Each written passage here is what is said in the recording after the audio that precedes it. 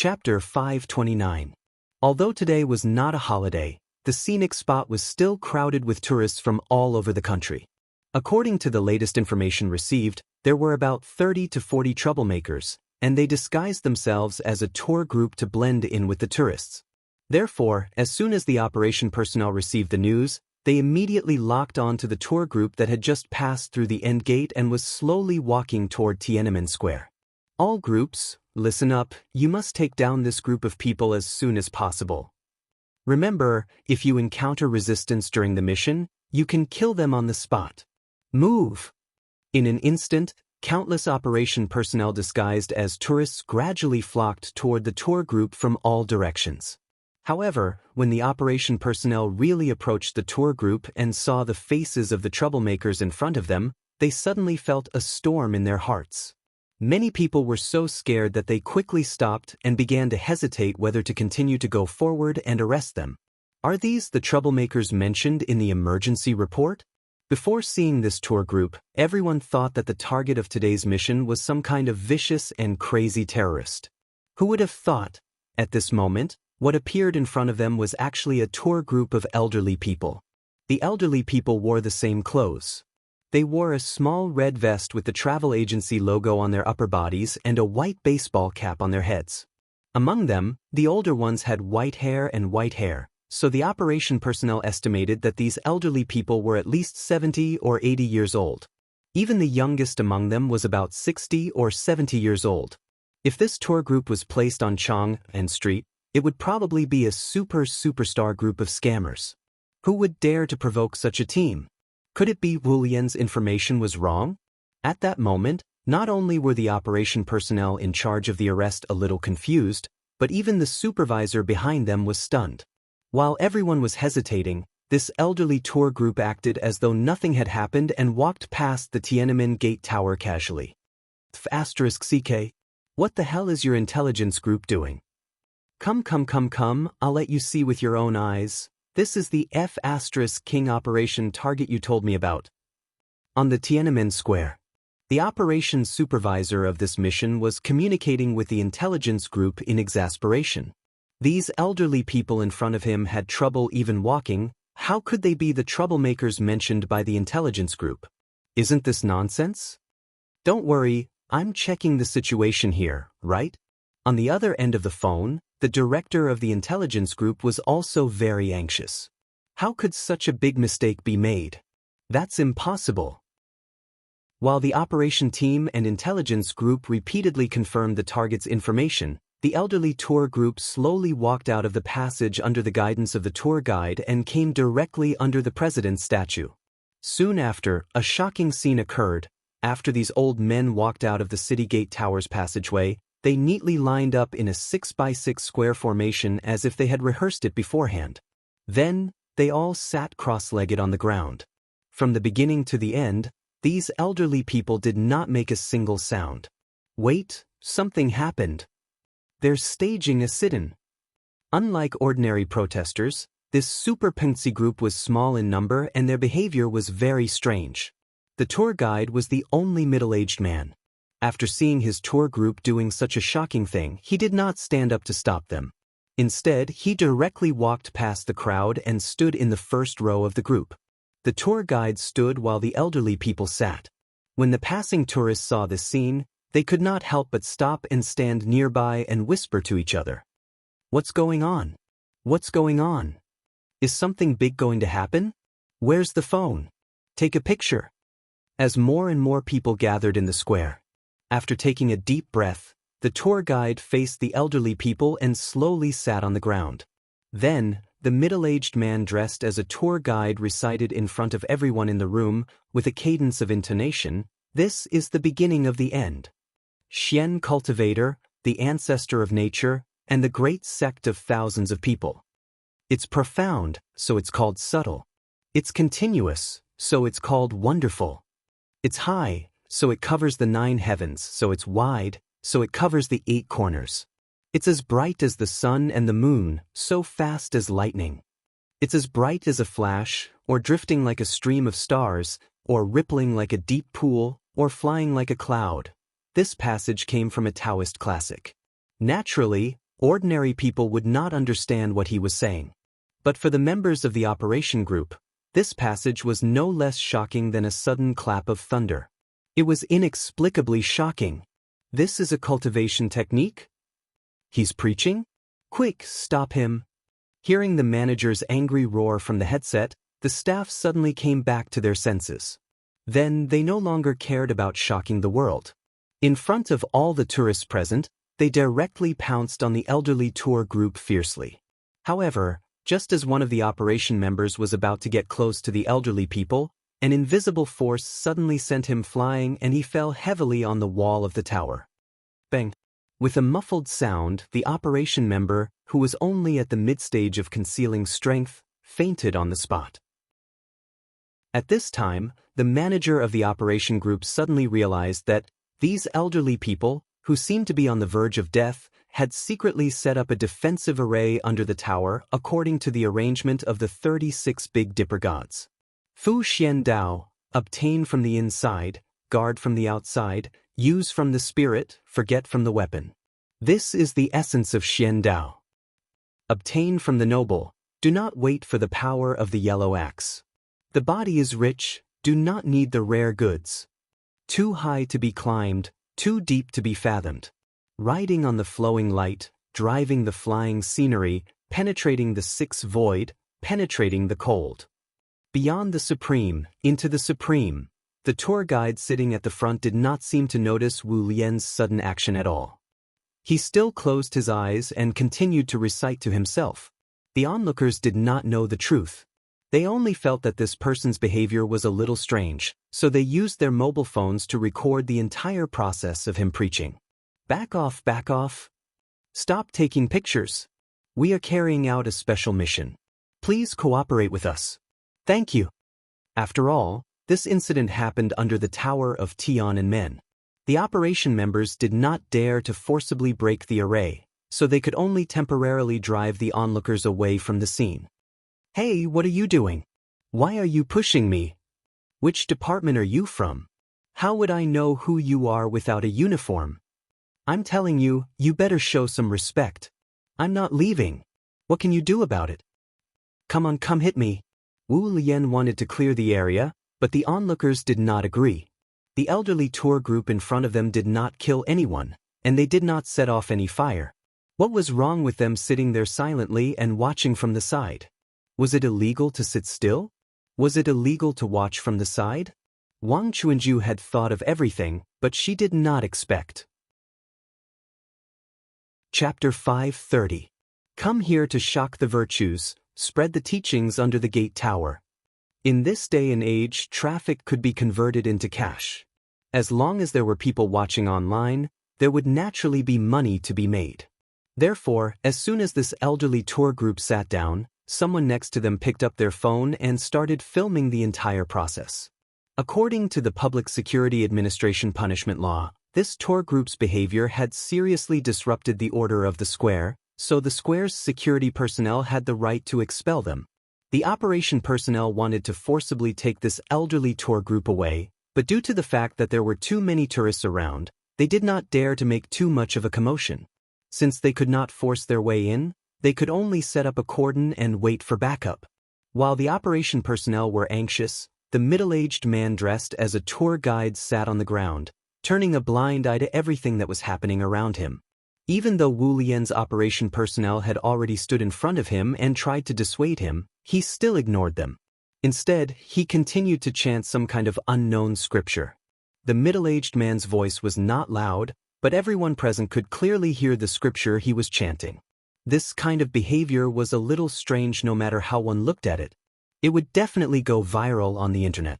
Therefore, many tourists directly picked up their phones and started filming the entire process, so this scene instantly spread all over the internet. Don't film. If you film again, I'll confiscate all their phones. Seeing that the situation was gradually getting out of control, the director in charge of this operation made a prompt decision and directly ordered the confiscation of everyone's phones. Some of the tourists were frightened and ran away on the spot.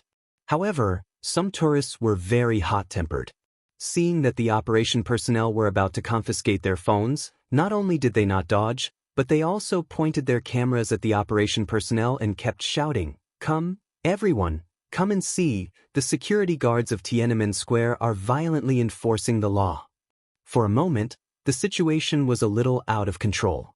Just as Wu Lian was busy driving away the onlookers, the four celestial beings who had heard the news also arrived at the scene and directly launched a strong attack on the array formed by the elderly people.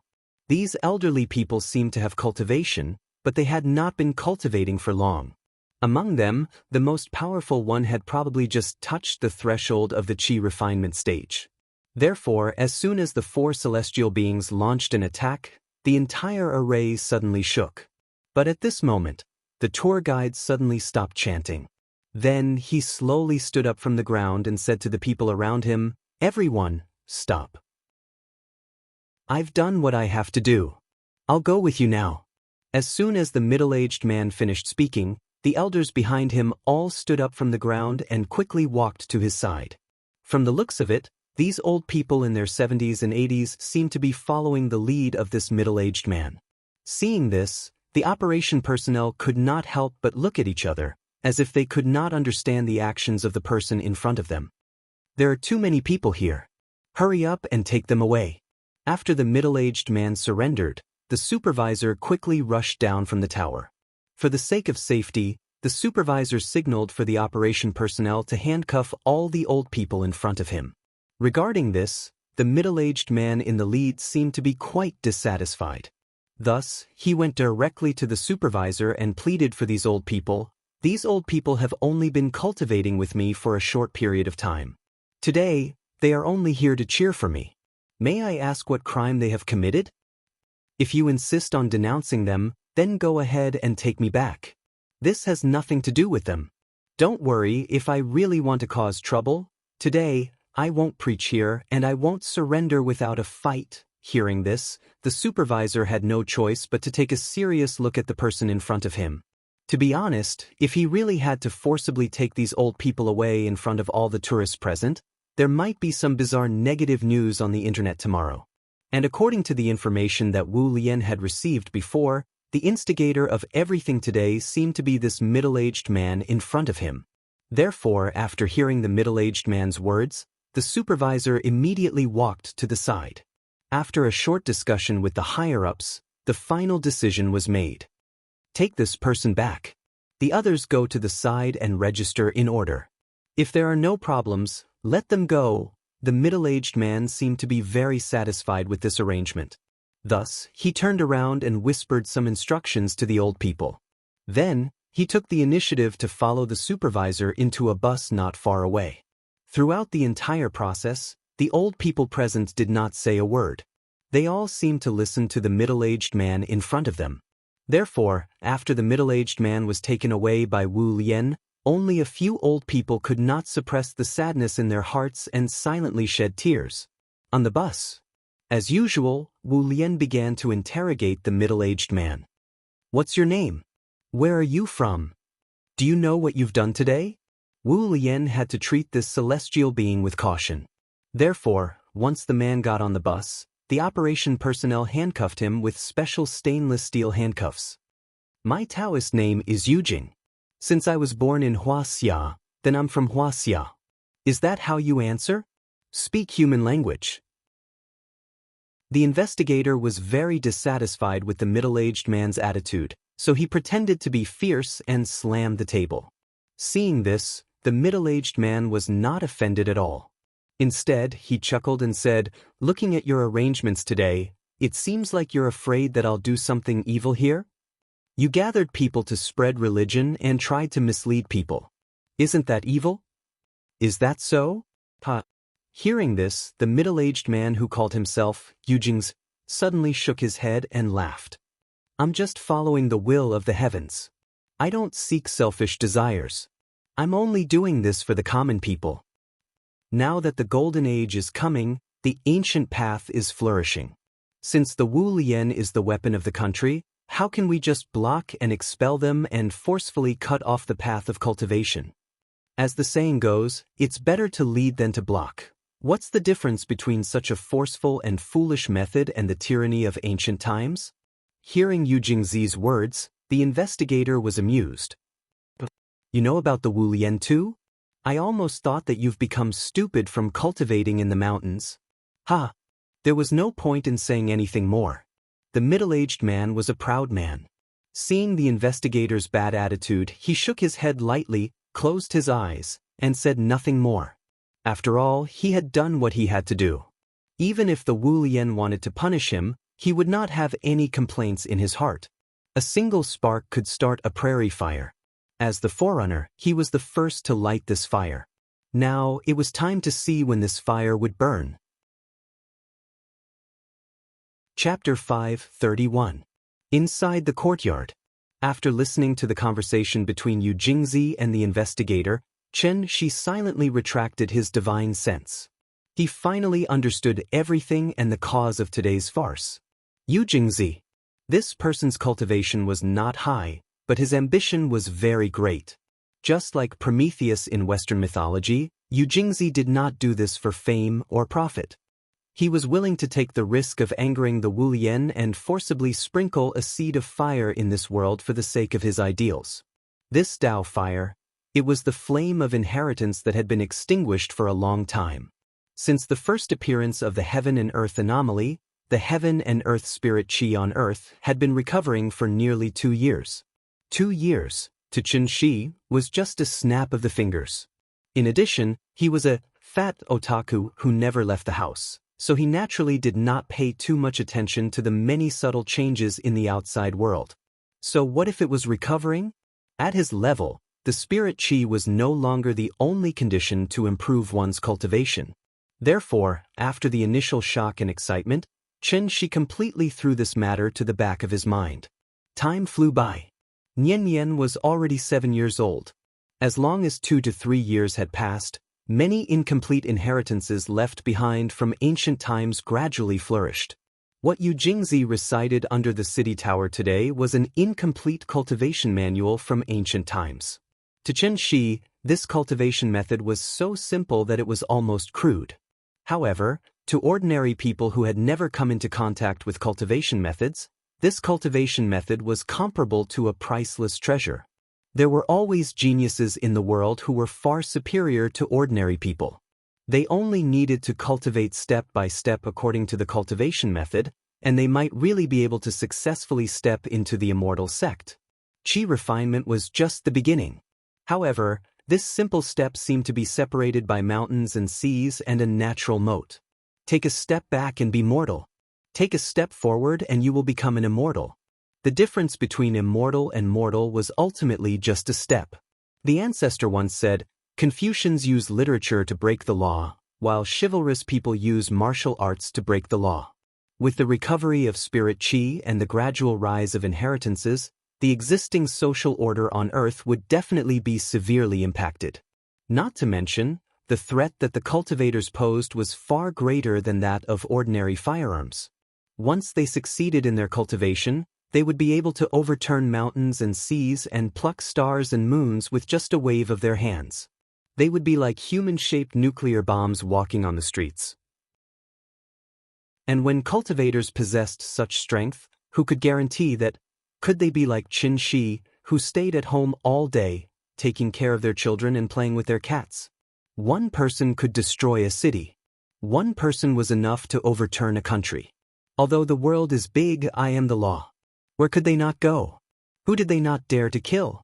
Therefore, 2 years ago, Wu Lian confirmed that the spiritual qi of heaven and earth was beginning to recover, and that the ancient legacies were beginning to show signs of emerging.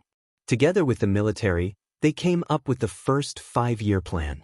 Within 5 years, Wu Lian would do everything in his power to cultivate as many cultivators as possible who were loyal to the motherland. These cultivators, who were personally trained by Wu Lian, were one of the important pillars that Wu Lian would rely on to maintain the security of Huaxia in the future. In addition, Wu Lian strengthened their control over the cultivation world. For the cultivation legacies that had existed long before the spiritual qi recovery, Wu Lian mainly used coercion and enticement. While promising them all kinds of benefits, they also threatened them with nuclear bombs. Either they joined the Wu Lian, or they waited for the nuclear bomb to be leveled. There was no room for negotiation. Otherwise, as time went on, once an existence that even nuclear weapons could not destroy appeared, Wu Lian would have to pay more than 100 times the price if they wanted to restrain these people. Using thunderous means to show the kindness of a bodhisattva. The Wu Lian was a powerful weapon of the country, not a dictatorial force. Since they could obtain all kinds of benefits out of thin air if they joined, even the most noble cultivator would think twice before refusing. Moreover, even a 1,000-year-old turtle like Jiang Yan was willing to join. In fact, it already showed that joining the Wu Lian was definitely a very wise decision. Therefore, after the first 5-year plan was proposed, Wu Lian successfully gathered most of the cultivation legacies in Huaxia. The plan went smoothly. In fact, as long as the first 5-year plan was successfully achieved, Wu Lian would consider opening the cultivation legacies to the public and take the initiative to take responsibility for promoting the development of the cultivation world. But it was a pity, not everyone could think from the perspective of the country. Therefore, no matter how good Wu Lian's plan was, it could not win everyone's approval. When the forest was big, there were naturally all kinds of birds. Perhaps these cultivators did not recognize their national identity from the beginning to the end. Although they were born and raised in Huaxia, they did not have the concept of a country in their hearts, so they could not understand the Wu Lian's actions. In ancient times there was no Wu Lian, but everyone cultivated well. How come after the Wu Lian, ordinary people could not cultivate? Therefore, in the second year of the spiritual qi recovery, pioneers like Yu Jingzi, who had great ambitions and cared about the common people, stepped forward one after another. They believed that cultivation should be free and unrestrained, so they could not accept the Wu Lian's unified management model. What kind of *T country was this? Cultivation was one's own business. What did it have to do with the country? Since the Wu Lian wanted to suppress the cultivation legacies and prevent ordinary people from cultivating, these pioneers should bravely step forward and spread the cultivation fire seed for the world. A single spark could also start a prairie fire. Yu Jingzi was not the first, and presumably would not be the last. But unlike other people who secretly preached, Yu Jingzi's thoughts were more extreme, and his style of doing things was more daring. How developed was the internet these days?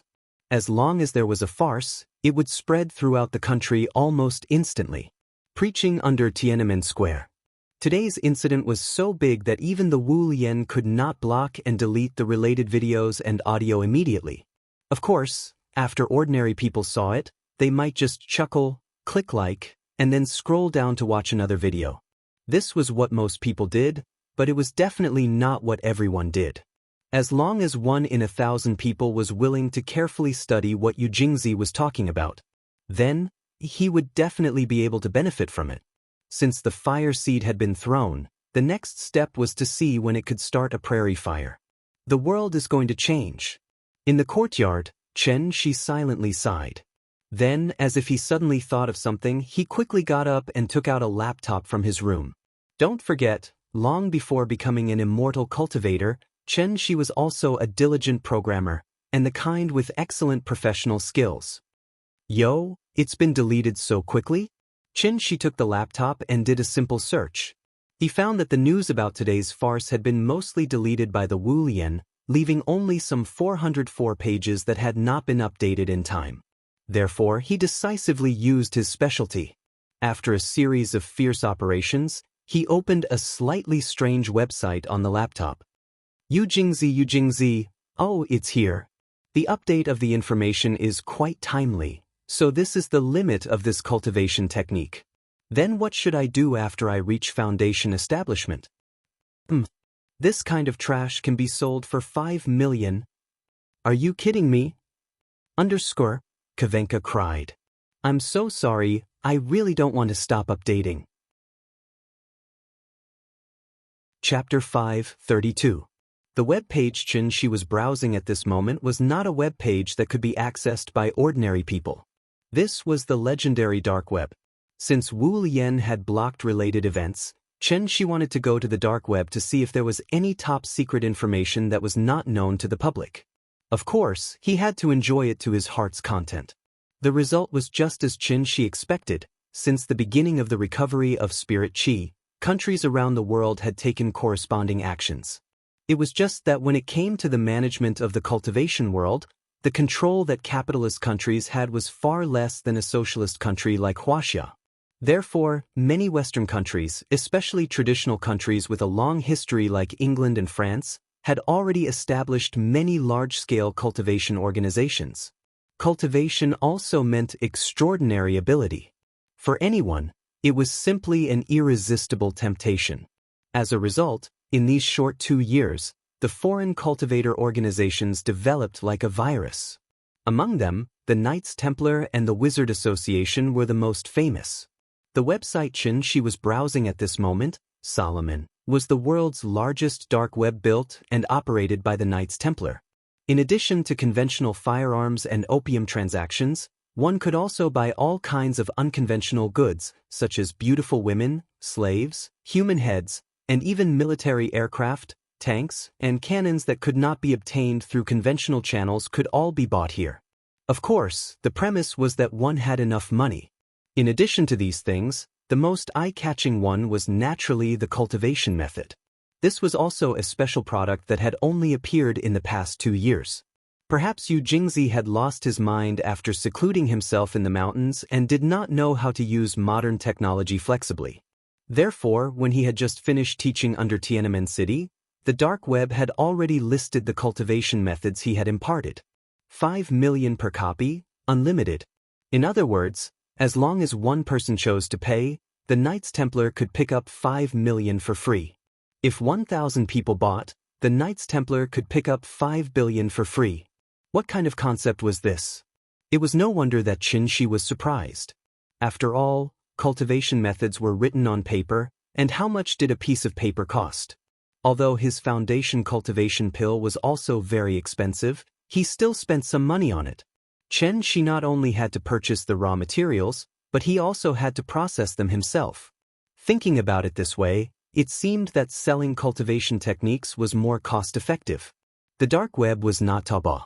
Naturally, there was no detailed sales data on it. Therefore, Qin Shi did not know how many copies of this cultivation method had been sold. However, Qin Shi speculated that this set of cultivation methods should not be able to sell many copies. Because it was incomplete, if he cultivated according to this cultivation method, he could only reach the peak of the qi refining stage at most. He was still thousands of miles away from the foundation establishment stage. However, what Qin Shi did not expect was, up until now, the number of people who had bought this cultivation method had far exceeded the range he could imagine. Qin Shi underestimated the attractiveness of cultivation methods to ordinary people. At the same time, he also underestimated the desire of foreigners for the inheritance of Huaxia. If it were not for the Wu Yan holding the fort outside, almost turning Huaxia into an iron bucket, there would have been assassins rushing into Huaxia with large-caliber sniper rifles to search for the ancient inheritance in the famous mountains and rivers. In this world, there were too few ancient inheritances as strong as Daiyu Island. More of them were individual cultivators like Yu Jingzi. Was the foundation establishment stage weak? That was equivalent to Qin Shi's point of view.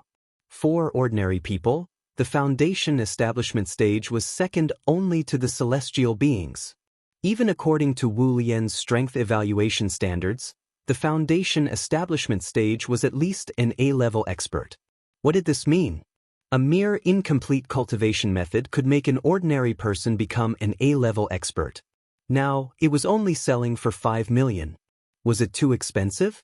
Of course it was not. Therefore, when the farce of Yu Jingzi preaching in front of Tiananmen Square broke out, the whole world was in an uproar. It had to be said that the Wu Lian had really put in a lot of effort to maintain the security of Huaxia. No wonder there had been less and less news coming from abroad in recent years. It turned out that the Wu Lian had blocked all of it in advance. Even so, if the situation continued to develop at this rate, it wouldn't be long before Huaxia would once again bring out the policy of seclusion until the Wu Alliance completed the first 5-year plan. Other than trading, the most practical function of the dark web was intelligence and information exchange. This was the world's largest cultivator forum and also the world's largest news website. Qin Shi browsed through the news channel and found that it was all about cultivators. For example, a knight commander of the Knights Templar had a fight with a Brahmin boss some time ago. Or, a high-ranking member of Inyang Liao had a fight with a white-robed wizard of the Sorcerers Association. If the two sides fought in public, the website would even list the actual combat videos. This is interesting. I wonder if my name is on it? Let's search. She seemed to have opened the door to a new world. He did not do anything for the whole day. He just sat in the courtyard with his computer and browsed the website while drinking tea. Unlike official websites, searching for content on the dark web cost money. It cost a few hundred yuan each time. Therefore, she spent a lot of effort and finally got past the surveillance of the Huaxia Internet Police and successfully tied his bank card to the dark web. As the notifications of successful purchases kept ringing, she found several pieces of information about him in a short while. Oh, there's really something? Mr. Chen, real name unknown, age unknown, from Huaxia, strength evaluation X, third on the Heaven leaderboard, main experience, defeated the leader of the Dark Ghost sect, Su Feng, at the peak of Taihang Mountain in Huaxia.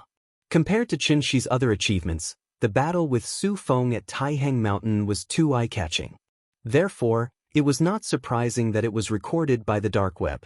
Other than that, Qi also found several pieces of information about himself.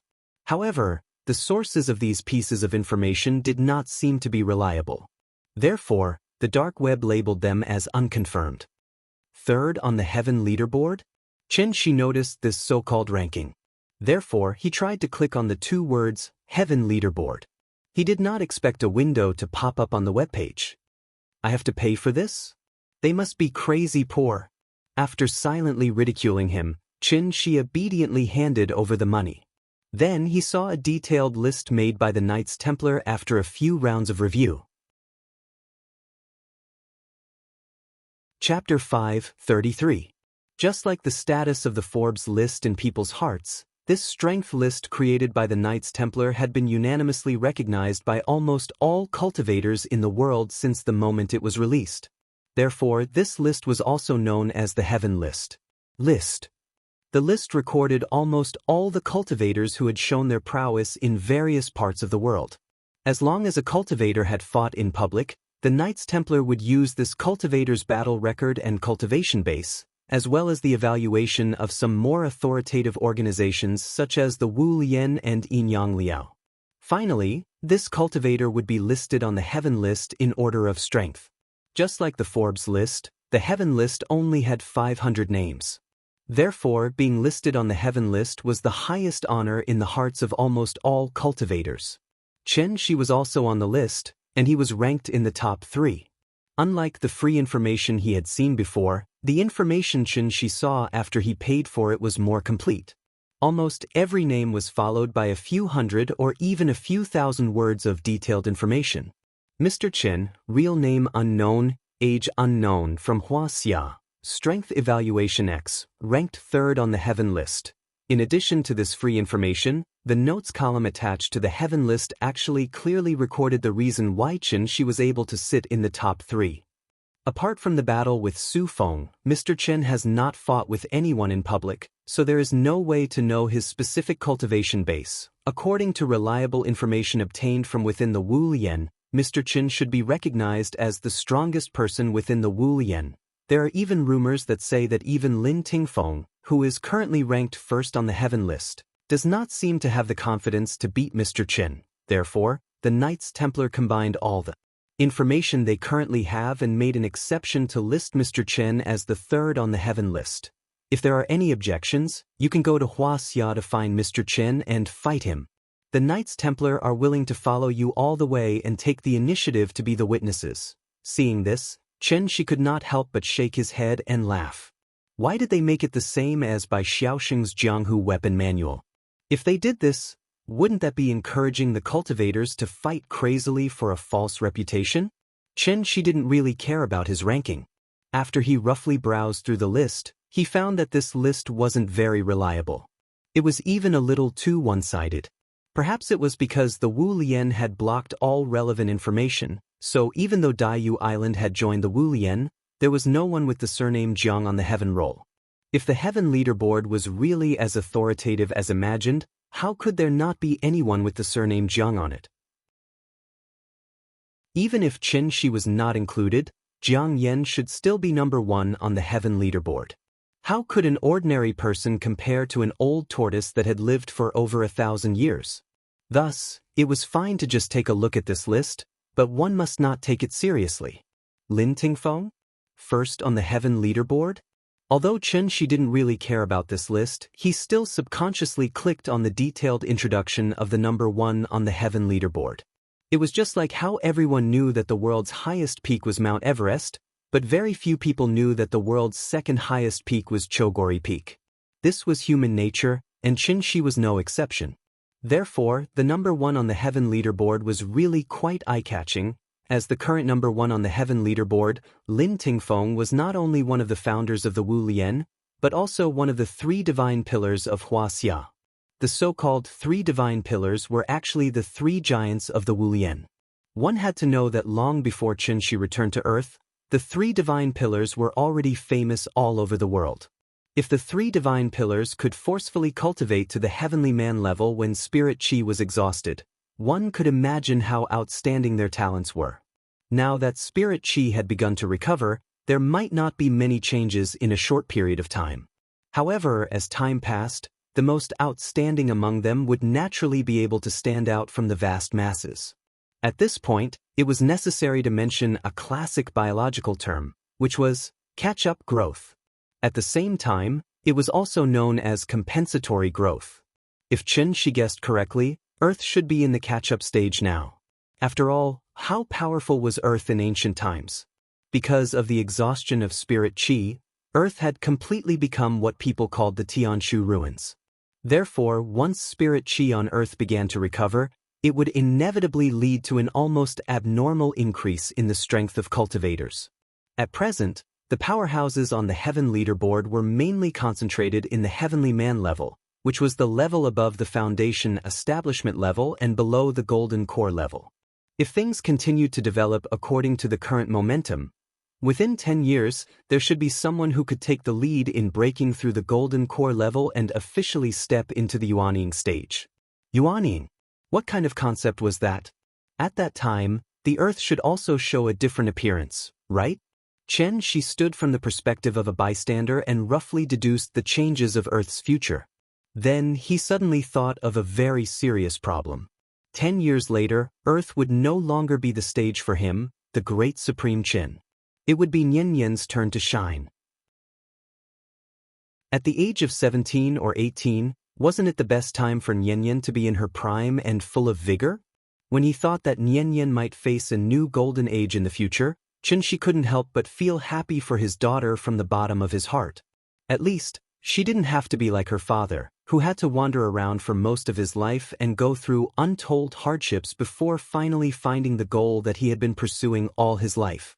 Wasn't that right? People often said that after having children, they would understand how difficult it was to be a parent. Family was always an endless topic, but parents were still the ones who contributed the most and received the least in return. Flowers could bloom again, but there was no youth in life. In the blink of an eye, time passed quickly. 2 years quietly slipped away just like that. Nianyan was 9 years old. During this time, she skipped another grade, from the 4th grade to the 5th grade. Therefore, not long after her 9th birthday, Nianyan officially ushered in her last summer vacation in elementary school. When school started again next time, she would be a 6th grade student. Did time pass quickly? Not at all.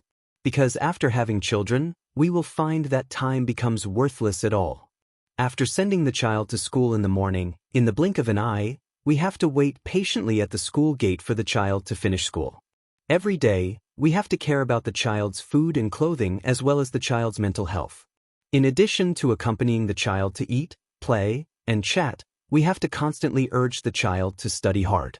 Just like the lyrics of the song, "The magic of love spins in circles, thinking of you makes my heart bloom, night and day." It was just that the song here was not about love, but about family. From the moment the child was born, the child officially became the axis of the entire family, so parents had to revolve around the child every day. Early in the morning, after Nian Nian had breakfast, she imitated Chen Shi and brought out a rocking chair from the house. Then, the father and daughter each held a large fan and lay in the chair leisurely fanning themselves. "Dad, you said, this time, if I get first place in the grade again, you will take me to ride a horse. When are we going?" Nian Nian leaned on the chair and poked Chen Shi with the fan. After that, a look of anticipation appeared on her face. Sure enough, Dad would never let her down, just as she would not let Dad down. "Okay, when do you want to go? I think the weather today is pretty good, how about today? But you have to go back to the room and change your clothes. Don't wear a skirt, it's inconvenient." Hearing this, Nian Nian's eyes suddenly lit up. She quickly jumped off the chair excitedly, then grabbed Chen Shi's hand and tried to pull him up from the chair. "Dad is so nice." Chapter 5:34. Presumably, every parent knew that their children changed their clothes very quickly. Although Nian Nian had not yet entered puberty, her height was still steadily increasing at a rate of 5 centimeters per year. Just after her 9th birthday, Nian Nian's height had already reached 135 centimeters, so even if she skipped 2 grades, she was not considered too short in the 6th grade. Her height was growing very quickly, so naturally, she was wearing more and more clothes. Little brat? No, she should be called a little brat now. Perhaps she inherited her mother's aesthetic preference, so Nian Nian was now more and more fond of wearing plain colors and simpler styles. Those colorful princess dresses had actually disappeared from her wardrobe for a long time. Qin Ruing's face shape leaned towards an oval face. Since Nian Nian inherited all of her mother's advantages, now that she was 9 years old, her face naturally lost some of the baby fat that was unique to children. Instead, she had a trace of a young girl's bright appearance. She was wearing a pure white dress with a simple ponytail on her head, coupled with her big bright eyes and the smile that was always on her face. If she put on some light makeup, she could simply be a Taobao children's clothing model. Hello, children's clothing model? But then again, it didn't seem like a good thing for a girl to be too beautiful. For example, Chen Shi's mood was very complicated now. From the perspective of a father, Chen Shi naturally hoped that his daughter was as beautiful as possible. But when his daughter really grew up, there would be passers-by who couldn't help but pick up their phones to secretly take pictures every day. Chen Shi's mood became heavier and heavier. The cabbage at home was becoming more and more beautiful. What should he do in the future? In a blink of an eye, he was surrounded by little pigs waiting to be fed. He almost wanted to rush into his vegetable garden and eat this cabbage on the spot. Nian Nian was only 9 years old. How could a 9-year-old child not look good? Don't you know that a girl changes 18 times between childhood and womanhood? He didn't even let go of such a young child. What a beast! When Nian Nian really entered puberty and the secondary sexual characteristics appeared, Chen Shi's worries would be a few hundred times greater than now. Compared to when she was 7 years old, Nian Nian's mind was becoming more active, and her ability to express herself was also becoming stronger. Therefore, she was now speaking one sentence after another. She truly had the temperament of a leader. In school, she was the class monitor, a good student, and also the leader of the young pioneers. Different from many of the children of officials, these honors were fought for by her own performance. So not only was Nian Nian famous in class, but she was also somewhat famous in school. If it wasn't for her young age, some precocious child would have made her the school belle. She was already a combination of wisdom and beauty, and if she added her omnipotent father into the mix, with such excellent conditions, it was unknown if there was anyone in this world who was worthy of her. So don't look at how Chen Shi was worried that his daughter was too popular. Maybe in another 20 years, he, as a father, would have to personally travel thousands of miles in the divine continent just to find a good partner for his daughter. Today's entertainment was horse riding. It wasn't the kind of wild horses that galloped recklessly on the prairie, but professional horse racing in the International Equestrian School. So, after Chen Shi let Nian Nian go back to the room to change her clothes, the father and daughter were ready to set off. Here was something that needed to be mentioned. After 2 years of hard work, Qin Ruing's cultivation had finally reached the peak of the celestial being realm. Currently, she was at the stage where she could break through at any time. So, during this period of time, Qin Ruing didn't attend the family gatherings. Instead, like Qin Xueqing and Qin Yongwang, she shut herself in her room all day long. This was the daily life of a cultivator. Other than cultivation, there was only cultivation. Unless she reached Qinxi's realm, she still had a long way to go before she could go into seclusion. Nian Yan seemed to have gotten used to Qin Ruing's recent seclusion. So, after shouting from outside the door, she skipped to Qinxi's side. Then, she held onto Qinxi's arm and directly walked out of the courtyard. "Dad, didn't you buy 4 lessons for me last time? I still have 2 lessons to attend. How about we come back later today and attend the remaining 2 lessons together?" "Okay, then we can only eat outside today. Later on, you can't be picky about your food." As he spoke, Qinxi smiled and pinched her face. This child's mouth had already been spoiled by him. Now, she basically didn't eat outside food, so he had to give her a heads up in advance. "Okay, I'm not picky about my food." Perhaps it was because she had ridden a big cat when she was young. Ever since Qinxi took her to the racetrack, this little girl was completely infatuated with riding horses. Unfortunately, the land in Shangjing was too expensive. It was impossible to open a racetrack in the core city. So, no matter how much she liked it, Qinxi couldn't take her to ride horses every day. The father and daughter chatted and laughed as they walked out of the gate of drooping flowers in large strides. But at this moment, all of a sudden, a strong demonic wind blew in the courtyard. It was clearly a bright and sunny morning, but the demonic wind in the courtyard was blowing so loudly that Nian Yan couldn't open her eyes. "Dad, is it going to rain?" The little girl seemed to be frightened by the sudden demonic wind. So, she hurriedly burrowed into Qinxi's arms. Seeing this, Qinxi thoughtfully looked back at the courtyard. Then, he raised his left hand and lightly waved it. Following his wave, the heaven and earth suddenly quieted down. The wind stopped. Everything returned to normal. "Nian Yan, wait for me here. It might rain. I'll go back and get an umbrella." Nian Yan didn't suspect anything. After nodding her head honestly, she obediently stood under the eaves and waited for Qinxi to go get an umbrella. Qinxi smiled and patted her head. Then, he turned and walked into the courtyard. Then, a familiar figure appeared in front of Qinxi again. "Oh, you broke through? Congratulations." Like Qin Ruing, Qin Xueqing had been in seclusion during this time. Her sister-in-law's talent was excellent. In addition, she had a certain foundation in martial arts. So, in just a few years, she completed the transformation from foundation establishment to golden core. The demonic wind just now was a fluctuation of vital energy that she accidentally set off when she came out of seclusion. After not seeing her for 2 years, her sister-in-law was still elegant. So, when she saw Qinxi, the smile on her face suddenly turned cold. "It's been 2 years. You lied to me in seclusion just to delay for 2 more years?" Chapter 5:35. The atmosphere in the courtyard was a little awkward. In the face of Qin Xueqing's sudden accusation, Qinxi was stunned for a moment. Then, he pretended to be surprised and asked, "What did I lie to you about?" After hearing Qinxi's self-righteous question, Qin Xueqing became even angrier. She frowned and opened her mouth slightly as if she wanted to say something, but Qinxi didn't give her the chance. Before she could open her mouth again, Qinxi's side was like a string of cannons. Her mouth kept rattling. "Say, we are relatives now. Can you not measure the heart of a gentleman with the yardstick of a villain? Didn't you practice the great wilderness physical exercise technique well?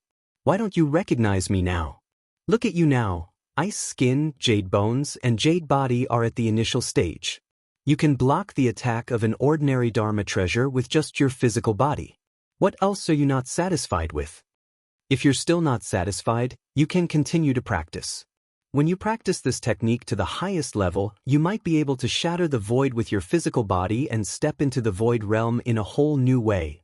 Looking at Qinxi's serious expression, those who didn't know would think that Qin Xueqing really took advantage of him. In fact, wasn't this cultivation method the same one he had given to the big cat before?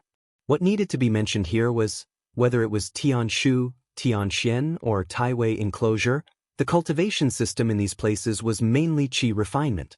It was the most orthodox cultivation system known to immortal cultivators, which was the immortal cultivation method. However, with Chen Shi's current experience, although the orthodox cultivation system was complete and strong, it didn't mean that other cultivation systems were necessarily weak. They were even regarded as wrong paths by others. For example, the martial arts that Qin Shueqing was learning now, or the magic and witchcraft on Earth, or even the deformed children that evolved from necromancers like the Onmyoji. The end of the Qi refinement method was the immortal emperor. Then, what was the end of the body refinement method?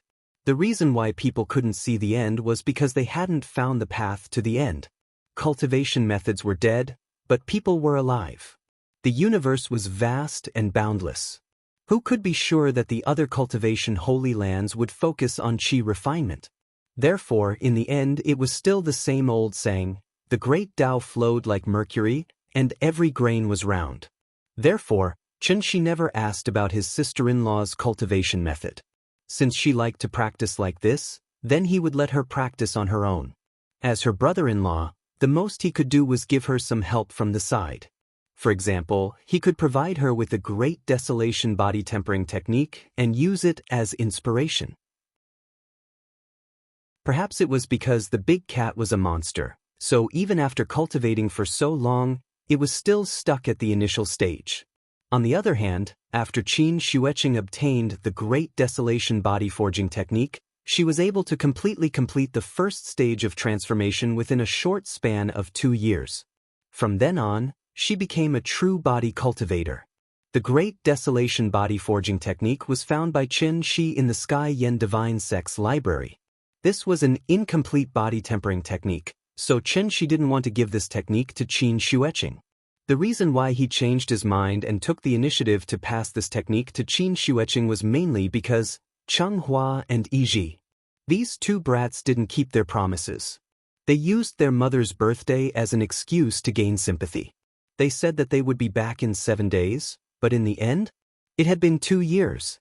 They hadn't returned for 2 whole years. Great Sovereign Chen didn't even have enough time to make his children happy, so how could he really run to the Supreme Palace enclosure to catch them? As the saying goes, revenge is a dish best served cold. Chen Shi wasn't anxious at all, but his sister-in-law couldn't sit still anymore. They said that it would be 7 days, but it was delayed again and again. 1 month wasn't enough, so they waited for another 2 months. 2 months had passed, but Cheng Hua and Yi still didn't show any signs of showing up. His sister-in-law couldn't wait any longer, so she kept saying that she wanted to go to the Supreme Palace enclosure and that she had to personally catch those 2 brats. How could Chen Shi agree to her going to the Supreme Palace enclosure when he saw her being so impatient? What if she was captured by the Xinyuan family or Jade Clear Paradise before they were caught? At that time, wouldn't Great Sovereign Chen have to personally make a trip? Chen Shi obviously wouldn't do this kind of loss-making business. So he used the Great Desolation body forging technique as bait, and after some careful guidance, he successfully lured his sister-in-law into a death seclusion. This time, his ears were finally clear. Chen Shi originally planned to wait until Nian Nian came of age, then bring his family to the Supreme Palace enclosure for a tour, and then catch those 2 brats. Who would have thought that Qin Shueqing's talent was actually so outstanding? In a short 2 years' time, she had successfully mastered the Great Desolation body forging technique. Although it was only the first stage, but to Qin Shueqing, this was a brand new beginning. Now that Qin Shueqing had come out of seclusion, it actually meant that Chen Shi must give her a satisfactory explanation today. Either he went or she went. Anyway, one of them had to go. This was his sister-in-law's character. If there's something to say, say it. If there's nothing to say, don't find trouble. Since Cheng Hua and Yi said that they would come back, then they must come back. Qin Shueqing could forgive their previous mistakes, but she absolutely couldn't tolerate being played and fooled like this. Hence, no matter what Chen Shi said now, his sister-in-law only looked at him coldly. Chen Shi was stunned by her stare, and in the end he really didn't know what to say, so he spread his hands and asked helplessly, "Say it, what exactly do you want?" "Lend me a Xing Cha, I'll go by myself." His sister-in-law was rather straightforward. She didn't want to listen to Qinshi's excuses anymore, and didn't want to waste any more time, so the best way was for her to personally make a trip to the Supreme Palace enclosure. Qinshi had long expected that she would say this. Hence, after seriously sizing up Qin Xueqing, he kept the smile on his face, and asked seriously, "Have you thought it through? That place isn't Earth. Once you meet with any danger, even I won't be able to rush over to save you immediately." Not sure if it was because Qinshi had long regarded Qin Xueqing as his family, so he really didn't want Qin Xueqing to go to the Supreme Palace enclosure alone. It was a very strange feeling. Just like when Nian Nian suddenly said that she wanted to go out to play alone, how could Qinshi, as her father, be at ease? But what could he do even if he was worried? How could Qinshi not know his sister-in-law's character? I've thought it through. This trip is not only to seek revenge, but also to go out and travel. Although I'm not as strong as you, I'm not a lamb to be slaughtered by others. It's fine if I didn't know about the Supreme Palace enclosure before, but now that I know, how can I continue to live under this blue sky? The universe is so big, I also want to see it. Speaking of this, Qin Xueqing suddenly paused, and then looked up at the blue sky above her head with a yearning expression. It was still that beautiful blue sky and white clouds, but her line of sight seemed to have penetrated the clouds, crossed the boundless void, and reached the other end of the universe. That's right. With her strong character, how could she not yearn for the colorful depths of the universe? And this was obviously her sister-in-law's true thoughts deep in her heart. Don't worry, I know you're doing this for my own good. Chapter 5:36. I know you are doing this for my own good. Maybe it was the reluctance to part, so Qin Xueqing's face showed a gentle and sweet smile for the first time. She stood in the middle of the yard, but Yingying's smile gave people a warm feeling like the winter snow had melted and spring had returned. Seeing this, Qinshi couldn't help but show an expression like he had seen a ghost. After Qin Xueqing saw his expression, she seemed to suddenly think of something, and a blush suddenly flew on her face. I didn't expect this. The sister-in-law who had always considered herself a tigress actually showed such a shy little girl's attitude in private. Looking at her shy and charming face, people who didn't know would probably think that she had mistakenly eaten some kind of indescribable medicine. With Qinshi's understanding of Qin Xueqing, if the atmosphere continued to be awkward at this time, this girl might turn hostile on the spot. Therefore, Qinshi didn't say anything more. After a light cough, he took out something from his arms and handed it to Qin Xueqing. This was Chenghua's Sumer mustard seed bag, but it was already his. In addition to a xingcha that was improved by Qinshi, there were also the spirit stones left by Yizhi, as well as some defensive magic weapons and medicinal materials. For Qinshi, these things were not valuable at all, and they were not even as practical as yuan. But for Qin Xueqing, these things were like the novice equipment that came with the system, and they were also necessary for her to enter the martial arts world. The imprint of these things has been erased by me. As long as you drip a drop of blood on them, you can use them freely. The journey to the Supreme Palace enclosure is long. Once you encounter any danger, even I can't come to save you immediately, so you have to remember that you must be careful on this trip. When I went to the Supreme Palace enclosure earlier, I'd made a few friends there. If you really encounter any danger, then it's best that you don't try to be brave and directly report my name. Perhaps you'll be able to scare them. By the way, aren't the first and second on the Heaven Leaderboard members from Wu Lian? Why don't you bring them with you? Isn't it better to have more people to take care of one another? Qinshi was like a parent who was about to send his child off to a faraway journey. After Qin Wanqing heard this, she didn't interrupt him coldly. Instead, she stood silently to the side and listened carefully to every word Qinshi said. I have a jade pendant here. Take it as well. Remember to wear it on your body.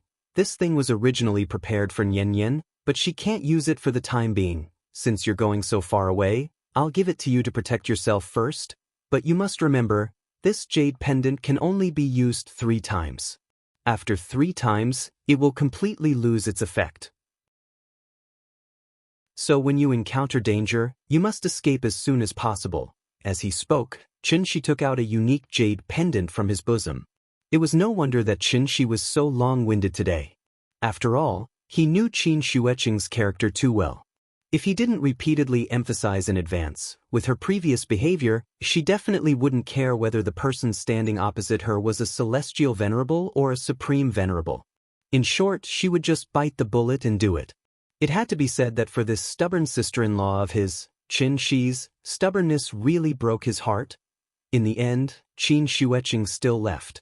Other than Qin Shi, no one knew that she flew into outer space alone just like that. Nian Nian didn't know what her father and aunt were talking about in the courtyard. She was focused on the racecourse, so when Qin Shi finally crossed the Chuehua gate with an umbrella, the little girl hurriedly pulled Qin Shi and was about to leave. After being delayed by Qin Xueqing, it was already 10 o'clock in the morning. The racecourse was outside the 4th Ring Road. Even if there was no traffic, it would take nearly an hour to run. So Qin Shi didn't take the bus with Nian Nian. Instead, he took out his phone and called for a Didi taxi. The father and daughter stood by the roadside, bored to death, waiting for a taxi.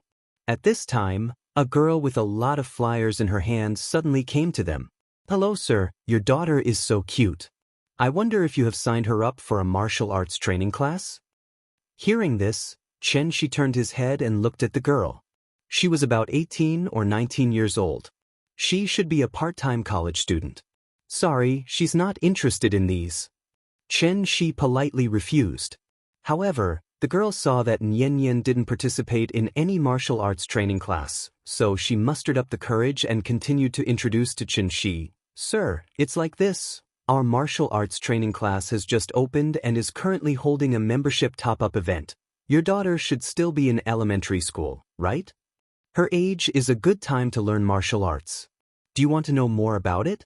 Our martial arts training class has a strong teaching staff.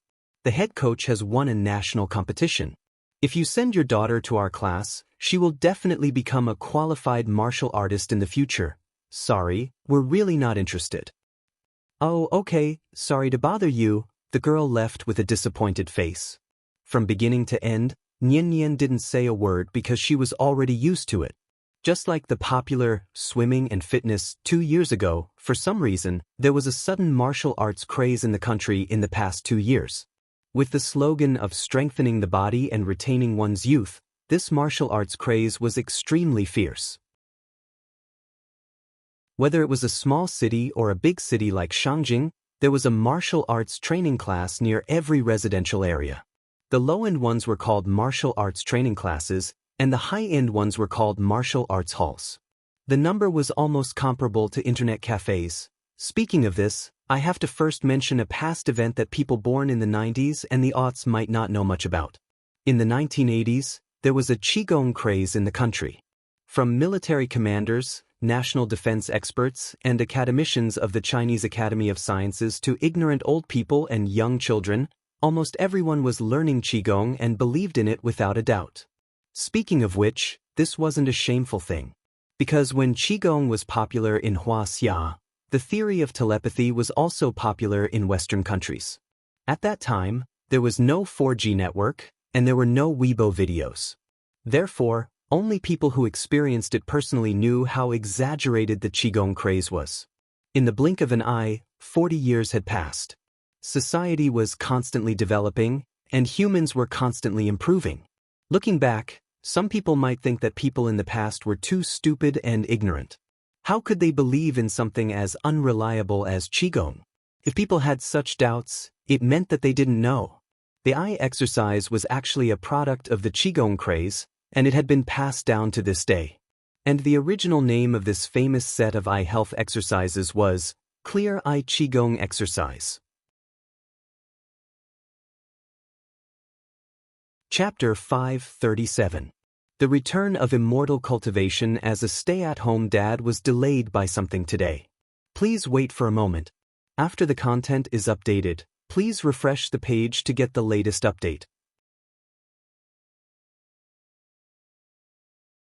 Chapter 538. Throughout human history, whenever a particular trend arose at a particular time, this trend would inevitably sweep across the entire country in a very short period of time. Therefore, under the influence of the Wu Lian in secret, coupled with the support of the mainstream media, Huaxia immediately set off a huge wave of martial arts practice. Under the banner of strengthening the body, retaining youth, and lightening the body, countless martial arts training classes sprung up like bamboo shoots after a spring rain and gradually replaced the extremely popular gyms from 2 years ago. Martial arts and dancing were different. It not only had the effect of exercising the body, but also had the effect of self-defense. Therefore, as soon as the martial arts trend arose, many delicate little girls took the lead and became the main students in the martial arts halls. Moreover, unlike the Qigong craze 40 years ago, the Wu Lian brought out something really useful this time. What needed to be understood here was, martial arts had training methods and fighting methods. Training methods were often said to be flowery and impractical, but fighting methods were the real application of actual combat. The Arhat fist that was widely circulated in society today was no longer a training method, but a real fighting method. Therefore, after ordinary people learned it, they could also fight to a certain extent. It was very obvious that this Arhat fist came from the Wu Lian. As the public's recognition of martial arts increased, the Wu Lian once again stepped out from behind the scenes and became the Chinese Martial Arts Research Association that people now saw. Internally, the Wu Lian worked together with various levels of government to promote martial arts throughout the country. Externally, Huaxia's officials also specially introduced a trial law regarding martial artists, the Provisional Regulations of the Chinese Martial Arts Management Association. In the provisional regulations, fighting was still illegal, but if it was in a formal martial arts hall registered with the Industry and Commerce Bureau, it would be regarded as a legitimate martial arts competition. As long as it did not result in death or disability, it was not illegal. What kind of exaggerated promotion was this? It was almost equivalent to the chairman personally promoting martial arts. Therefore, after the trial law was released, countless speculators heard the news and moved in. In a short period of time, regardless of whether there were real martial artists in charge, martial arts training classes of all sizes vied to open and settle down, looking as if they would reproduce Yuan style. These days, children would always be led by their parents into various interest training classes. In terms of interests and hobbies, the little girl didn't seem to inherit Qin Ruing's quiet elegance. Instead, she inherited Qin Xueqing's liveliness and energy.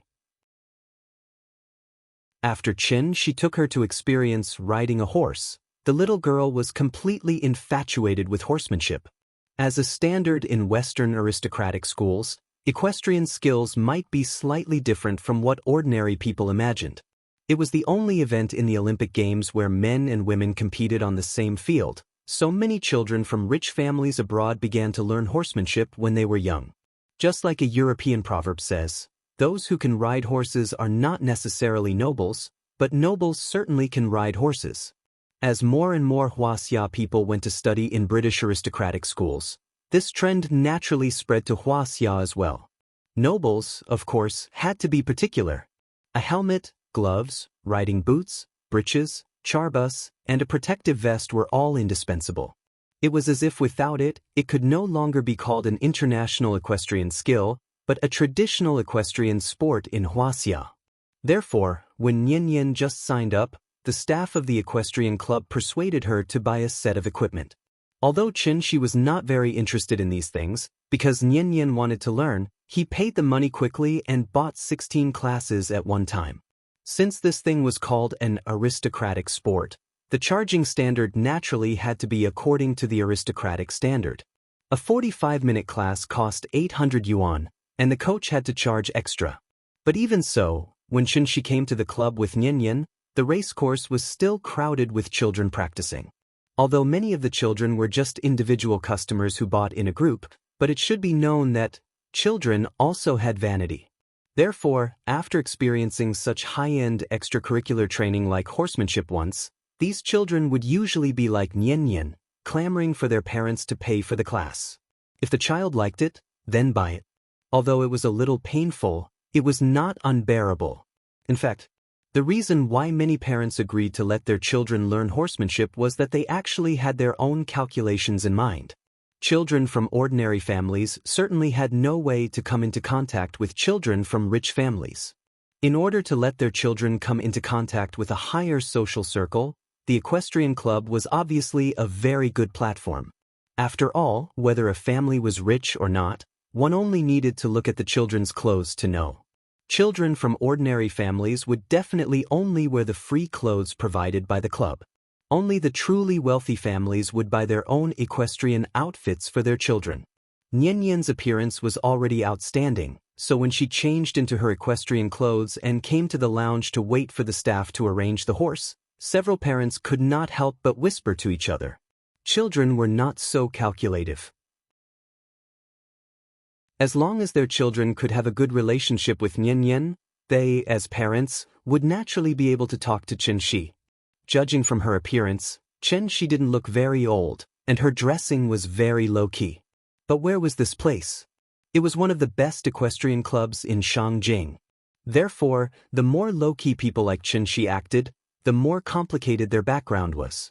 As long as they could get in touch with Chen Shi, they might be able to get some unexpected benefits from it. For example, they could take this opportunity to become Chen Shi's agent and help Chen Shi deal with some trivial matters that he could not personally deal with, or they could get some project approval from Chen Shi that ordinary people could not get at all. In short, in the imagination of these parents, Chen Shi had already become a powerful young master in Shangjing, and the kind that could get a redhead approval. Therefore, after a simple discussion, several parents from ordinary backgrounds told their children that they must find a chance to get close to Nian Yan later, and it would be best if they could directly become friends with her. As for how to build a social network and get to know and climb up to powerful people, there was no need to go into detail here. Chen Shi heard the conversation of these parents, but he did not care at all. A misunderstanding was a misunderstanding.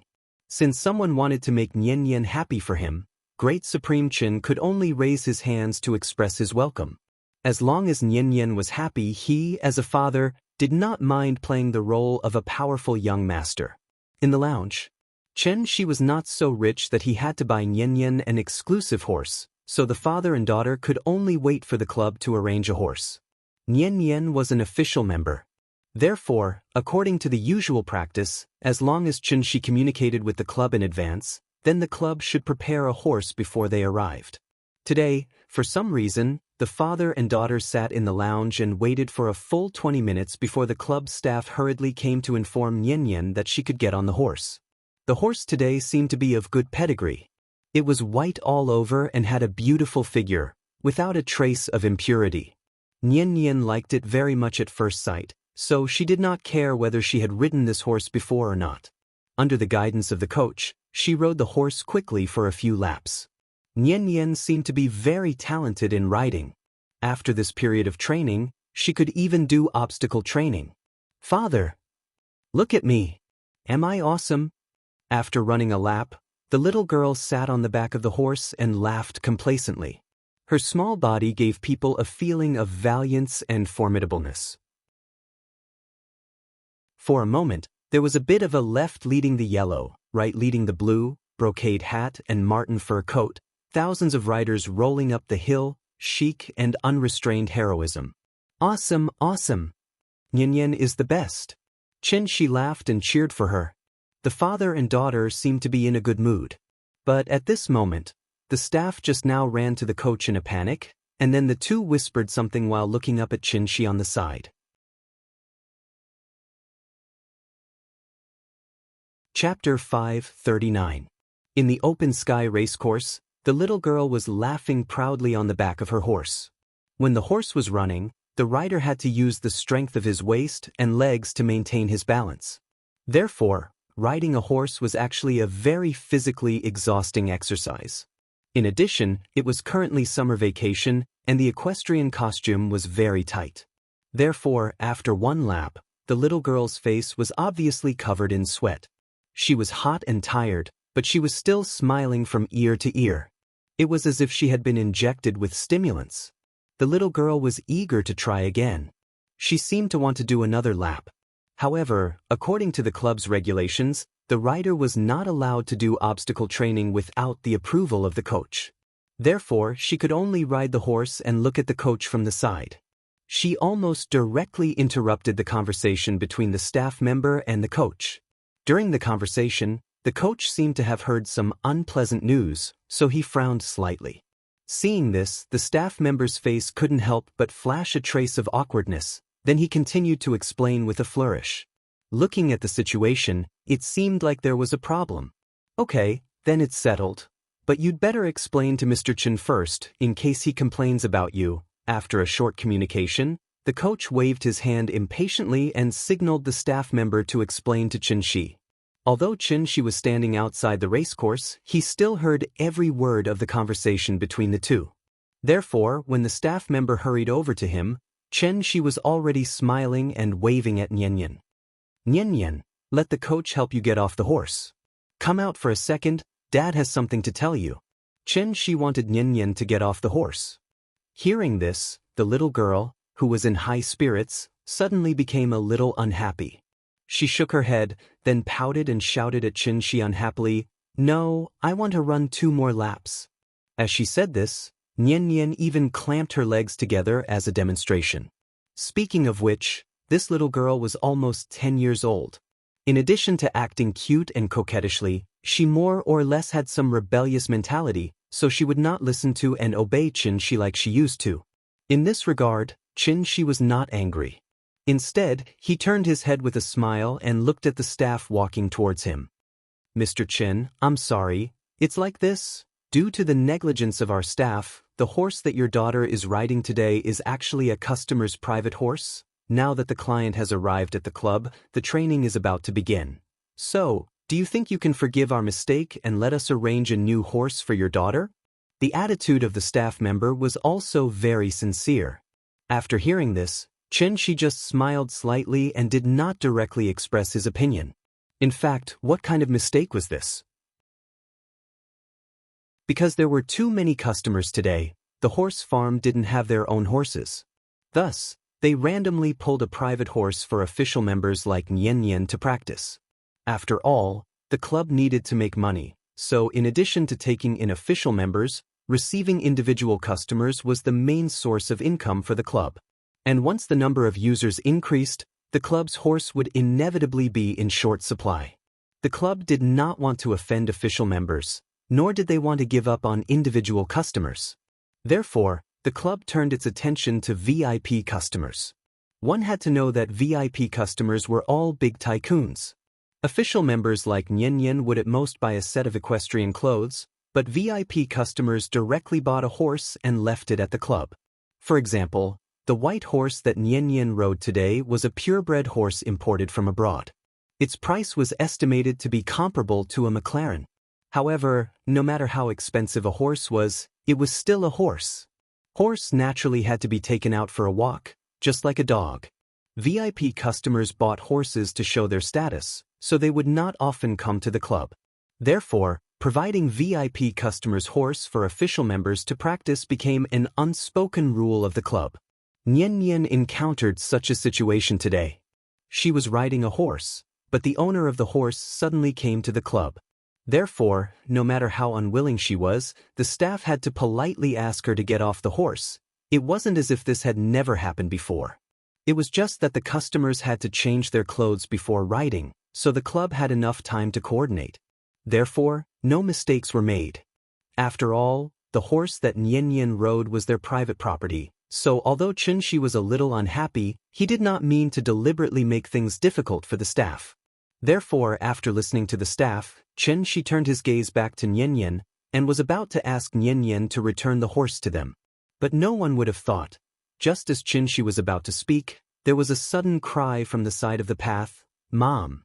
My horse! Someone is riding my horse!" The moment they heard this voice, not only did the staff's expression change, even Chen Shi could not help but frown. "Who are you? This is my horse. Who agreed to let you ride my horse? Come down quickly." After hearing this shout, Nian could not help but feel a little confused.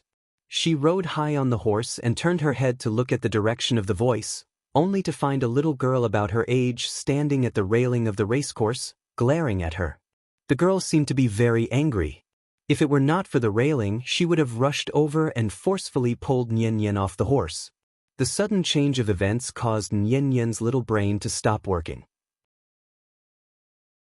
She sat on the horse in a daze, and before she could react, the coach beside her hurriedly came to her side and signaled for her to come down quickly. "I'm not coming down."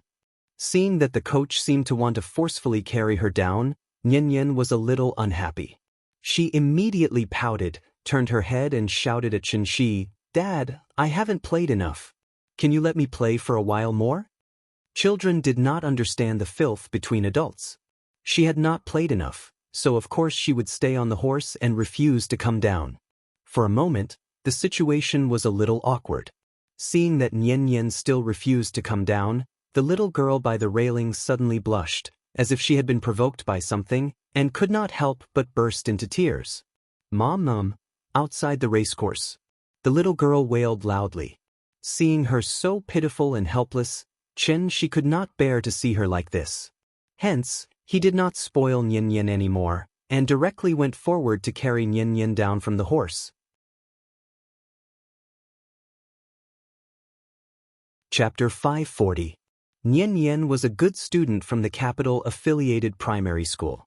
Although when she stayed by Qinshi's side, it was inevitable that she would throw a little tantrum, but her worldview was still very correct.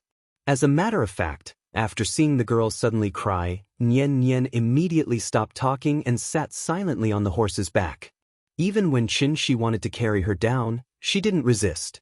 "Dad, I didn't bully her." The little girl felt wronged. Otherwise, with her usual personality, she would have rushed up to comfort the girl. Speaking of which, Nian was now 9 years old and had already formed a more complete concept of consumption. Therefore, in her mind, she was a consumer who spent money to ride the horse here, so she didn't think she did anything wrong. Maybe the girl saw that she was having fun riding the horse, so she wanted to steal it from her? After all, children like to steal other people's toys. Similar things happened to Wenwen and Mingming too many times, so Nian was already used to it. Nian still didn't understand what was going on. She comforted her in a low voice, then held her hand and stood aside, silently waiting for the other party's parents to come. The child was crying very loudly. It was not an exaggeration to say that she was wailing. Therefore, not long after she started crying, a well-dressed lady ran over from the other side of the path. After hearing her daughter's crying, the lady ran over in her high heels. Perhaps it was because she paid a lot of attention to maintaining her appearance, so it was impossible to tell the woman's true age from her appearance. "Nanan, what's going on? Who bullied you? Come on, don't cry. Mommy will help you." With the comfort of the lady, the little girl finally stopped crying. Then she angrily pointed at Nian and said, "It's her. She rode my Snow White without my permission." Perhaps it was because she had watched too many cartoons, but this white horse held a very high position in the little girl's heart. Therefore, she could not accept anyone else riding her white horse other than herself. "Hey, what's wrong with you guys? Don't you know who this horse belongs to? Who are they? A professional coach? Or a paramedic? Who agreed to let them ride up? I pay hundreds of thousands of dollars a year to your club, and this is how you take care of my horses? Don't you know how expensive my horse is? Hurry up and ask your manager to give me an explanation." The cause of this incident was very simple. After listening for a while, the woman figured out the crux of the matter, so she pointed the muzzle directly at the staff on the side. The staff member felt bitter inside. Facing the woman's accusation, he opened his mouth a little cowardly, but in the end, he couldn't say a word. He could only stand there and take the scolding with his head down. In fact, this kind of mistake was not easy to make. This was because whenever the private horse of a big client arrived at the club, the staff would carefully observe it for a period of time. Only after confirming that these big clients rarely came to the racecourse would they list the horse as a spare tire. The horse had been in the club for more than half a year, but the owner had never ridden it. Today, they had pulled it out for Nian to ride for a while, but they didn't expect that something would happen. As the owner of the horse, the little girl's age was about the same as Nian's, so she could only come to the racecourse to practice during the holidays. She was a child, so naturally, she couldn't be like adults and pay attention to formalities. She wanted to see her horse as soon as possible, so after arriving at the club, she rushed directly to the racecourse so that the staff didn't have time to mediate. "I'm sorry, Miss Zhuang. Today's incident was caused by the mistakes of our staff. Please calm down first, don't be too agitated." After hearing the commotion outside, the manager hurried to the racecourse. The woman seemed to recognize him, so she immediately turned the muzzle and scolded the manager. One had to know that this lady in front of him was a big client of the club. Who could afford to offend her? Therefore, no matter how bad the woman's scolding was, the coach and staff just stood aside and didn't dare to say a word. The manager kept nodding in agreement, hoping that the woman would calm down. In fact, today's incident had nothing to do with Nian, it was all the club's fault. After listening for a while, Chen Shi couldn't be bothered with the people in front of him. He looked down at Nian and asked, "Nian, do you still want to ride? If you want to ride, I'll get them to find you another horse, okay?" Hearing this, Nian immediately nodded.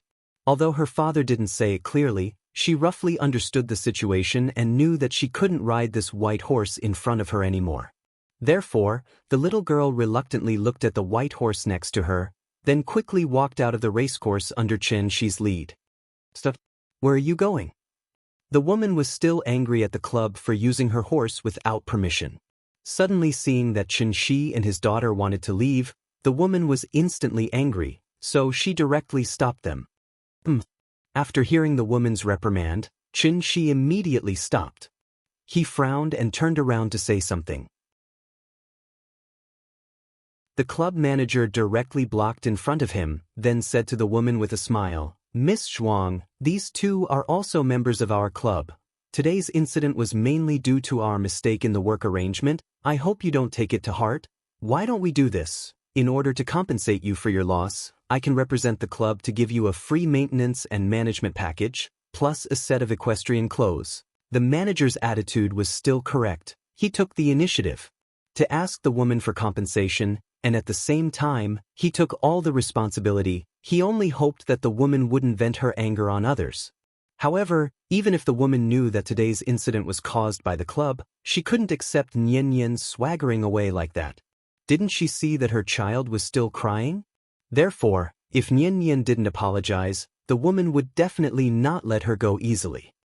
"Do you know how much this horse costs? What if it breaks? You pay for it?"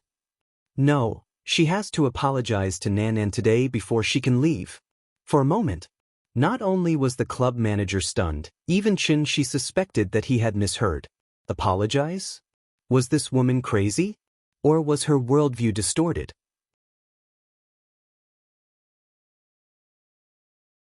Chapter 541. Apologize?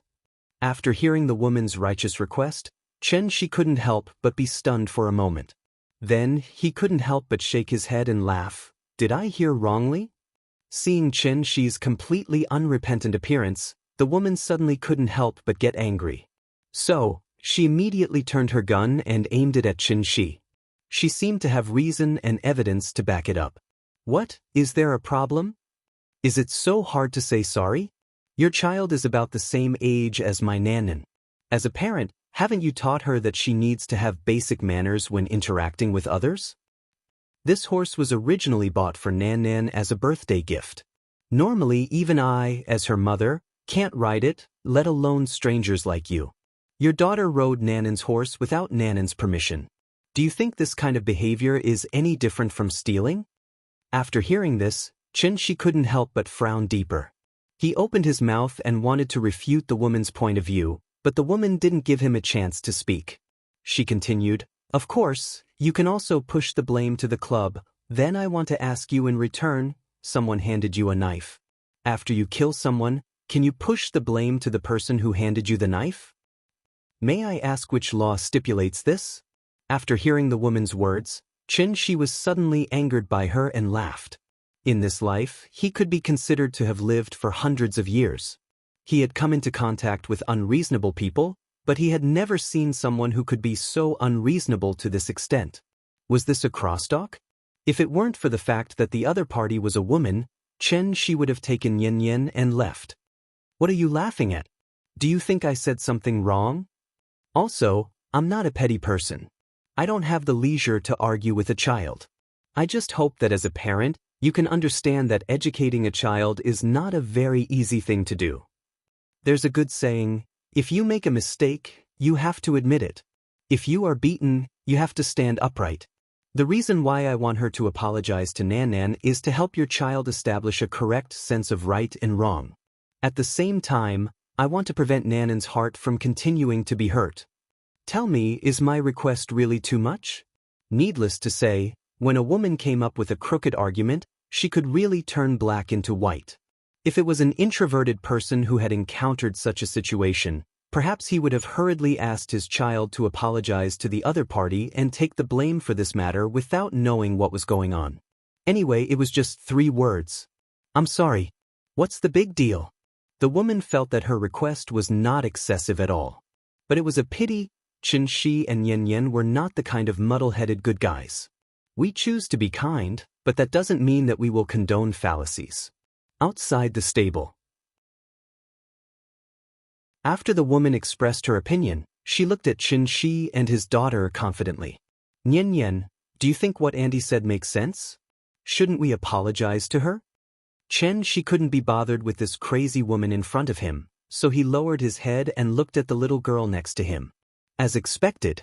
As soon as Chen Shi finished speaking, Yen quickly shook her head. Seeing this, Chen Shi couldn't help but nod in satisfaction. Then, he raised his head and looked at this crazy woman in front of him. Chen Shi originally wanted to take this opportunity to discuss the child's education with this woman.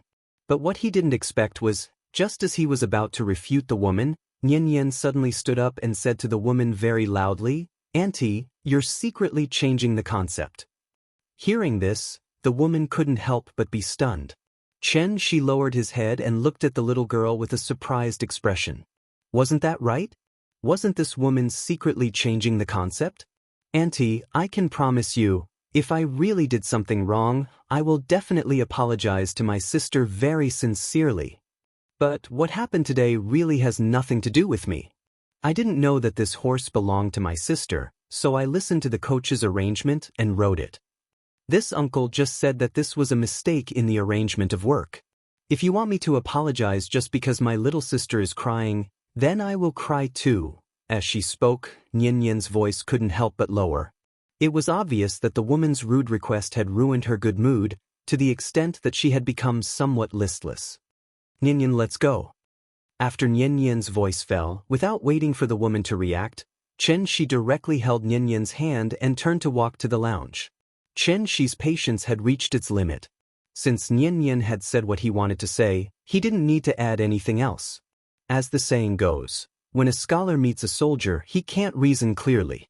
Instead of continuing to be entangled with this crazy woman, it was better to leave when she was distracted, and save his ears some peace.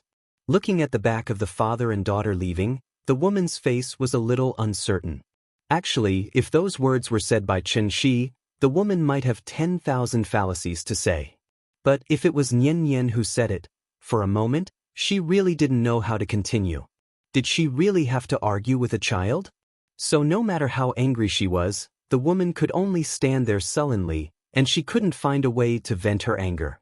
Seeing this, the club manager immediately moved in front of the woman, ready to mediate the situation. This farce seemed to be coming to an end. But at this moment, the little girl next to the woman burst into tears again. After all, not every child could be as reasonable as Yen, so she couldn't accept this at all. They secretly rode on her horse, but they didn't even apologize.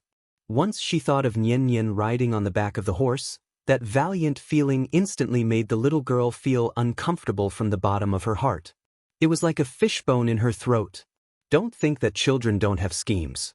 At least at this moment, the little girl suddenly had a very firm thought in her heart, and that was, cry. She must cry until her mother made them apologize to her. Therefore, she immediately took on the posture of Meng Jiangnu, sat on the ground, and started bawling her eyes out. This time, the woman panicked. But no matter how she comforted her, the little girl didn't listen. Instead, she cried and kept repeating, "She rode on my horse, she rode on my horse." It was like Tang Seng chanted the golden hoop spell. Soon, The woman was completely overwhelmed by her daughter's crying. Seeing that Qin Shi and his daughter's figures were about to disappear at the end of the road, the woman seemed to have finally made a decision.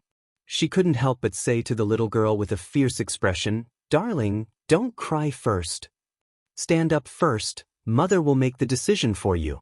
She must apologize to you today." Then, the woman directly turned to look in the direction she came from, and shouted in that direction, "Ah Biao, stop them for me, don't let them go." Jiutian Divine Emperor.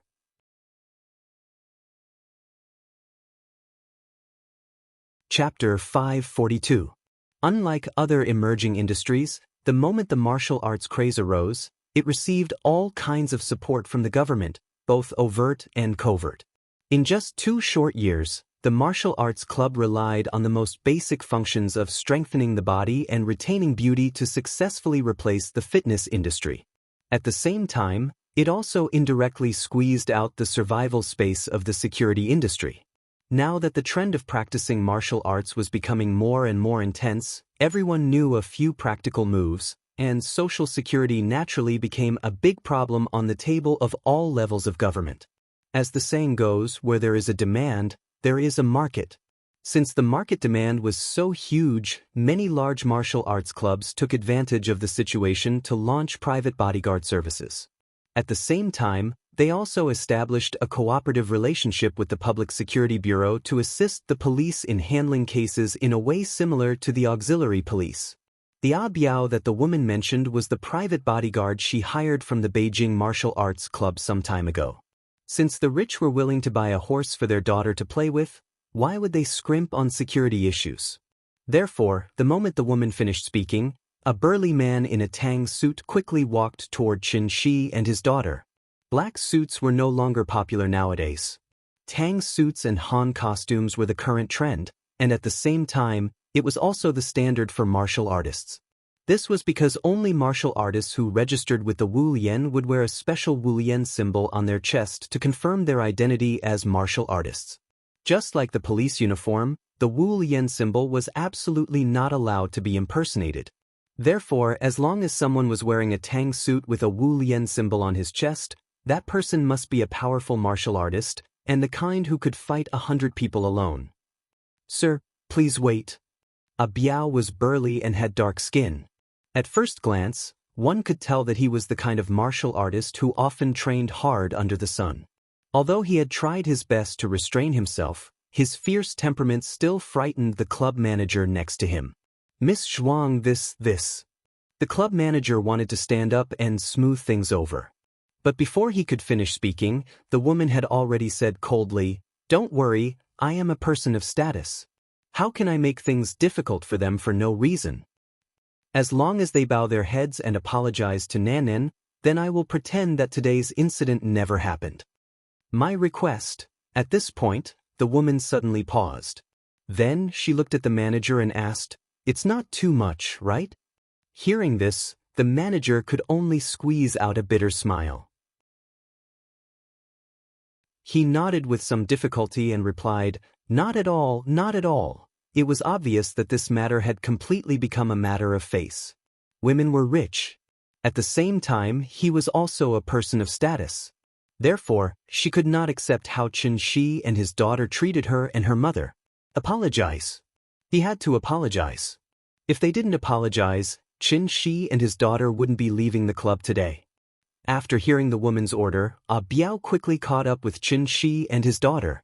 He tried to ask Qin Shi to stop, but Qin Shi acted as if he didn't hear him. He continued to whisper to Nian while swaggering into the lounge. The lounge was not far ahead. Seeing that Qin Shi and his daughter were about to enter the lounge, Ah Biao suddenly became anxious. After all, he couldn't forcibly kidnap Qin Shi and his daughter in front of the boss in front of so many people, could he? Once this kind of behavior was recorded and posted online, Wu Lian would definitely not let him off easily. Ah Biao was more or less depressed in his heart.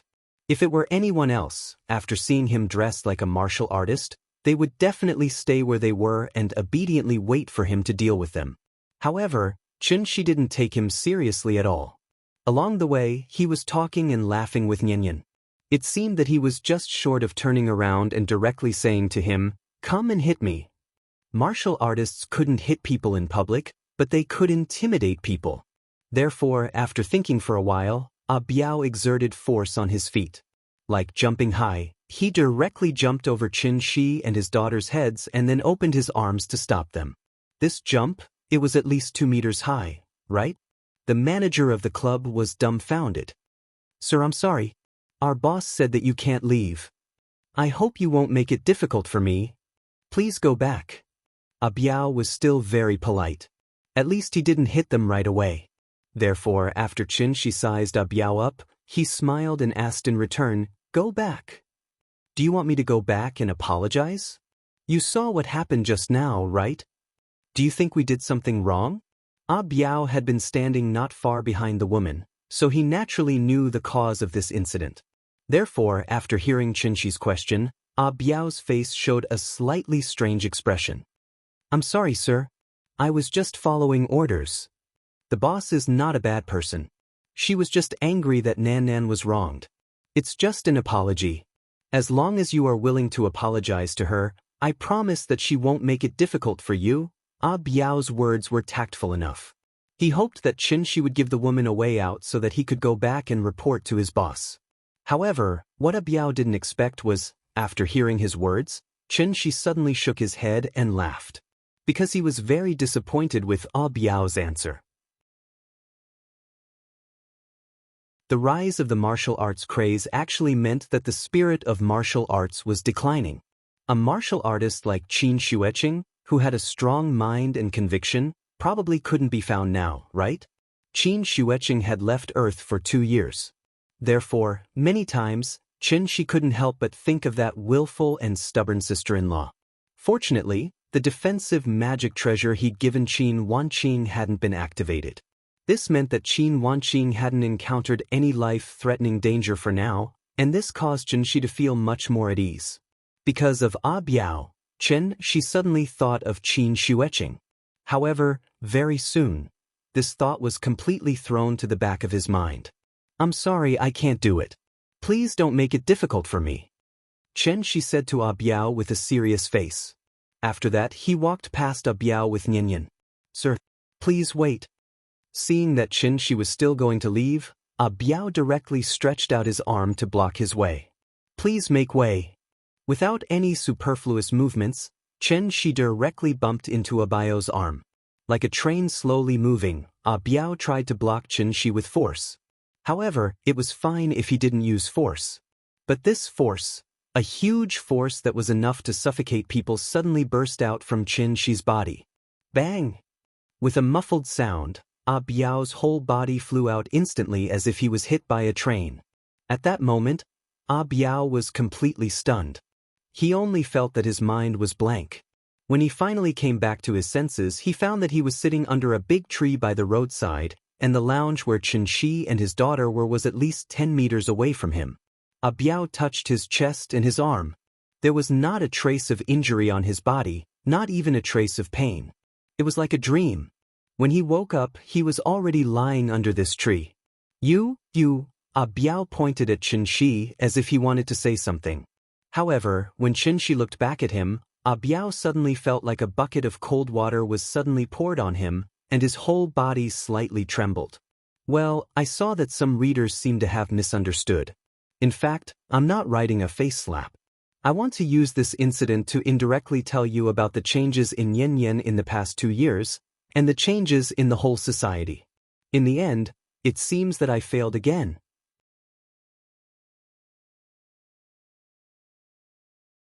Chapter 543. With a flash of inspiration in his mind, Biao seemed to have suddenly thought of something. He couldn't help but widen his eyes slightly. He looked at Qin Shi in horror and asked, You are a necromancer?" It was no wonder that Biao was so shocked. As an ancient inheritance passed down from ancient times, the necromancer inheritance was much more mysterious than the martial arts inheritance that rose later. Judging from the current situation in Huaxia, although the martial arts craze was fierce and had forcibly opened up a new era of martial arts practice, there were only a few strong people who could really practice transforming strength and even practice to the gang state. The reason was not that there was no martial arts genius among the 1.3 billion people in Huaxia, but it was because of the inherent flaw of the martial arts inheritance. After all, martial arts was only the product of the necromancer inheritance's decline. It could not be compared with the inheritance of the necromancer. Did you not see how many of the masters at the top of the heaven list had really entered the Tao through martial arts? They relied on their age, experience, and combined with the cultivation methods of the necromancer to cultivate both internal and external, thus stepping into the celestial being realm in one fell swoop. And this was the real reason why Yu Jingzi's incomplete cultivation method was sold for 5 million. It had been more than 4 years since the Wu Lian officially implemented the first 5-year plan. Seeing that the martial arts craze was getting more and more intense, the necromancer inheritance had not caused much of a stir. Was there no one left in the necromancer inheritance? Obviously not. Therefore, it was necessary to mention the classic slogan that Wang Chuanju shouted at an internal meeting. That was, grasp the sequence of the times, subvert and create the future. With the momentum of a thunderbolt, they forcefully incorporated all the necromancer inheritances in Huaxia, and then secretly promoted the rise of the martial arts craze. When the ordinary people gradually accepted the existence of the martial arts, which was far beyond ordinary people, the first 5-year plan would be considered to have been successfully achieved. This plan was also called the Tinder Plan by the Wu Lian. Yu Jingzi had always thought that the Wu Lian was suppressing the cultivation inheritance, so he took the risk of preaching under Tiananmen Square, so he would not understand how narrow-minded he was. In fact, as a State Department, how could the Wu Lian make any decisions that would harm the country's interests? Grasp the sequence of the times, subvert and create the future. Did they really think that this was just a slogan? Revolution does not have to be initiated by the masses. It can also be carried out by the masses led by the state. Since the country wanted to take the lead in starting a revolution, problems would follow. Whose life were they going to overthrow? The answer was obvious. That was, the revolution is the fate of the whole world. It had to be said that Wu Lian was very ambitious. Even if the first 5-year plan had not been completed, the second 5-year plan was already in its infancy. The main goal of the second 5-year plan was to select the most talented martial artists and grant them the corresponding necromancer inheritance to ensure that these people would obey the Wu Lian in the future. In the past, a martial artist's actual combat ability would not be inferior to a necromancer of the same level. They might even be able to crush a necromancer of the same level. But one had to know that things were different now. The heaven and earth spirit qi began to recover, which meant that the cultivation speed of the necromancer lineage began to increase by leaps and bounds. Although martial artists also benefited a lot from this, they still could not compare to necromancers who could draw qi into their bodies. Therefore, under the deliberate guidance of the Wu Lian, a complete and systematic promotion path from ordinary people to martial artists to necromancers appeared out of thin air. Biao also wanted to become a necromancer. However, he neither had enough merit to exchange for cultivation methods from the Wu Lian nor enough money to buy incomplete cultivation methods from the dark web. Therefore, becoming a disciple of a certain necromancer by chance became the most feasible method. Here was something to mention. The Wu Lian did not restrict necromancers from accepting disciples. Therefore, while the martial arts club was developing rapidly in society, the necromancer inheritance was also expanding in secret. However, because the necromancer lineage paid more attention to talent, those who were lucky enough to become a disciple of a necromancer were simply too rare. Over the years, Biao had gone deep into famous mountains and great rivers in an attempt to become a disciple of a certain immortal. Unfortunately, no sect was willing to take him in. Chen Shi had just shown a little of his skill, which not only sent him flying more than 10 meters away, but also did not hurt him at all. What was such a wonderful skill if not a necromancer's skill? Therefore, the moment Biao came to his senses, he jumped up from the ground like a carp. "Senior!" Biao shouted as he quickly caught up with Chen Shi and his daughter. Chen Shi did not pay attention to him. Seeing that Chen Shi and his daughter were about to enter the lounge, Biao was so excited that he bent his knees and knelt heavily on the ground in front of everyone present. I am Tu Biao. I have long heard of the necromancer's elegant demeanor. It is my honor to meet you today. Please, the great era was coming. Therefore, like every martial artist who was depressed, Biao had the idea of becoming a disciple of Qin Shi the moment he confirmed his identity. However, what Biao did not expect was, before he could finish his words, Chen Shi directly sealed his mouth with her true essence, so that he could only lie on the ground and muffled whimpers. Nian Nian noticed something strange behind her and was about to look back when Chen Shi suddenly reached out and put his arm around her shoulder. He lowered his head and asked with a smile, Nian Nian, did you feel wrong just now? Do you want Daddy to buy you a horse too? Then you can ride it whenever you want, and you don't have to worry about being kicked off the horse in the future. After hearing Chen Shi's words, the little fellow's eyes suddenly lit up. Therefore, she immediately ignored the movement behind her and excitedly hugged Chen Shi and said coquettishly, Daddy is so nice. Then let's go. Daddy will take you to see the horse. Chen Shi pretended to leave. But after taking 2 steps, Nian Nian seemed to have suddenly thought of something. She could not help but pull Chen Shi and ask hesitantly, Daddy, is the horse very expensive? Why do you ask this? Because beef is very expensive. Looking at Nian Nian's serious face, Chen Shi suddenly did not know whether to laugh or cry. Seeing this, the little fellow was a little confused, so she continued to say, Daddy, if the horse is too expensive, let's not buy it. The coach said that the horse can only be ridden here, but it is so far away from home. We have to take a long ride every time we come here. Moreover, I definitely won't have time to come again after school starts. Buying a horse but can't ride it a few times, it feels so wasteful. After hearing Nian Nian's words, Chen Shi was suddenly shocked. Did this child know to save money for him? When did she become so sensible? Chen Shi did not care about money at all, so he always had an attitude of giving Nian Nian whatever she wanted. He did not expect that under these circumstances, Nian Nian did not develop the habit of spending money. Instead, she learned how to look at the value of things correctly. After all, the things in this world, there was no such thing as expensive or not, only value or not. The father and daughter discussed the value of the horse as they walked quickly into the lounge. At this time, Biao looked like he was finally untied. He could not help but have a complicated expression on his face. Then he slowly stood up from the ground. He stood motionless outside the lounge, completely ignoring the strange looks around him. After a full 5 minutes, the woman could not take it anymore and walked quickly in her high heels to Biao's side. Biao, what are you doing? I told you to stop them. Look at what you've done. You've completely disgraced me. Perhaps it was because she could not accept the fact that Biao knelt in front of Chen Shi. In a moment of anger, the woman could no longer maintain her usual elegance.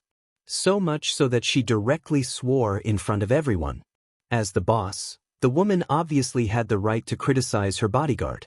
But what she did not expect was, after hearing her scolding, Biao changed his usual reserved image and said to her with a serious face, Boss, this is the last time I'm calling you boss. In the past, because of my identity, there were some words that I could not say. Today's incident left a deep impression on me. I hope it can inspire you. What's right is right, and what's wrong is wrong. You shouldn't only look at things from your own point of view. This is not good. It's really not good. Speaking of this, Biao suddenly looked at the woman deeply. You're lucky this time, I'm also lucky, I don't think there will be a next time. After saying this, Biao did not care whether the woman could understand or not. After saluting her politely, Biao turned around and walked straight to the club's door. The woman was stunned for a long time. After seeing that Biao had walked far away, she stomped her foot and could not help but curse, Bastard! Just you wait. I'm not done with you.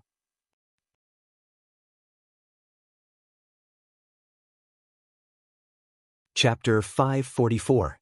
Perhaps because she didn't want to see that woman again, Nian Nian sat in the lounge for a while before she took the initiative to go home. Her mood was a bit down, but it was understandable. After being reprimanded for no reason, no one would be in a good mood. Although She wanted to use the method of buying a horse to make her happy, Nian hesitated again, and in the end rejected this irrational spending proposal. It was obvious that she was a good child who knew how to save money. Seeing the little girl's lack of interest, She took out his phone and made another suggestion that was enough to arouse her interest. That was Crazy Racing Kart Rider. Anyway, both were vehicles, but one was for riding and the other was for sitting. The difference didn't seem to be too big. Therefore, after Shi briefly described the game of karting, the little girl's interest was immediately piqued. She even forgot to change her clothes and wanted to pull Shi out. As for the unpleasantness just now, the moment the father and daughter walked out of the club, the unpleasantness was all thrown to the back of their minds. It wasn't that they were heartless, but because Nian was kind and Shi was generous, the father and daughter simply couldn't let this matter go. Instead of wasting time on these unpleasant things, it was better to seize the time and think of other ways to make themselves happy again. And this was obviously the way of a smart person. This was Nian's ordinary day. In this ordinary day, she would forget all the unpleasantness and only remember the moments that made her laugh. She didn't have a lot of summer homework, nor did she have a variety of tutoring classes. In her last summer of elementary school, she just wanted her to play to her heart's content. In the blink of an eye, Nian was 9 years old. She was already very mature. Speaking of which, she now regretted letting Nian skip grades. Because Nian skipped 2 grades, her classmates were all 2 or 3 years older than her. In just one more year, these classmates who lived with her day and night could no longer be called children, but teenagers. Since his classmates had already grown up into teenagers, how could the little guy who spent all day with them not be affected and continue to be young? After all, 11 or 12 years old was the main stage of puberty. Body shape and facial features had significant changes, and the appearance gradually began to resemble that of an adult.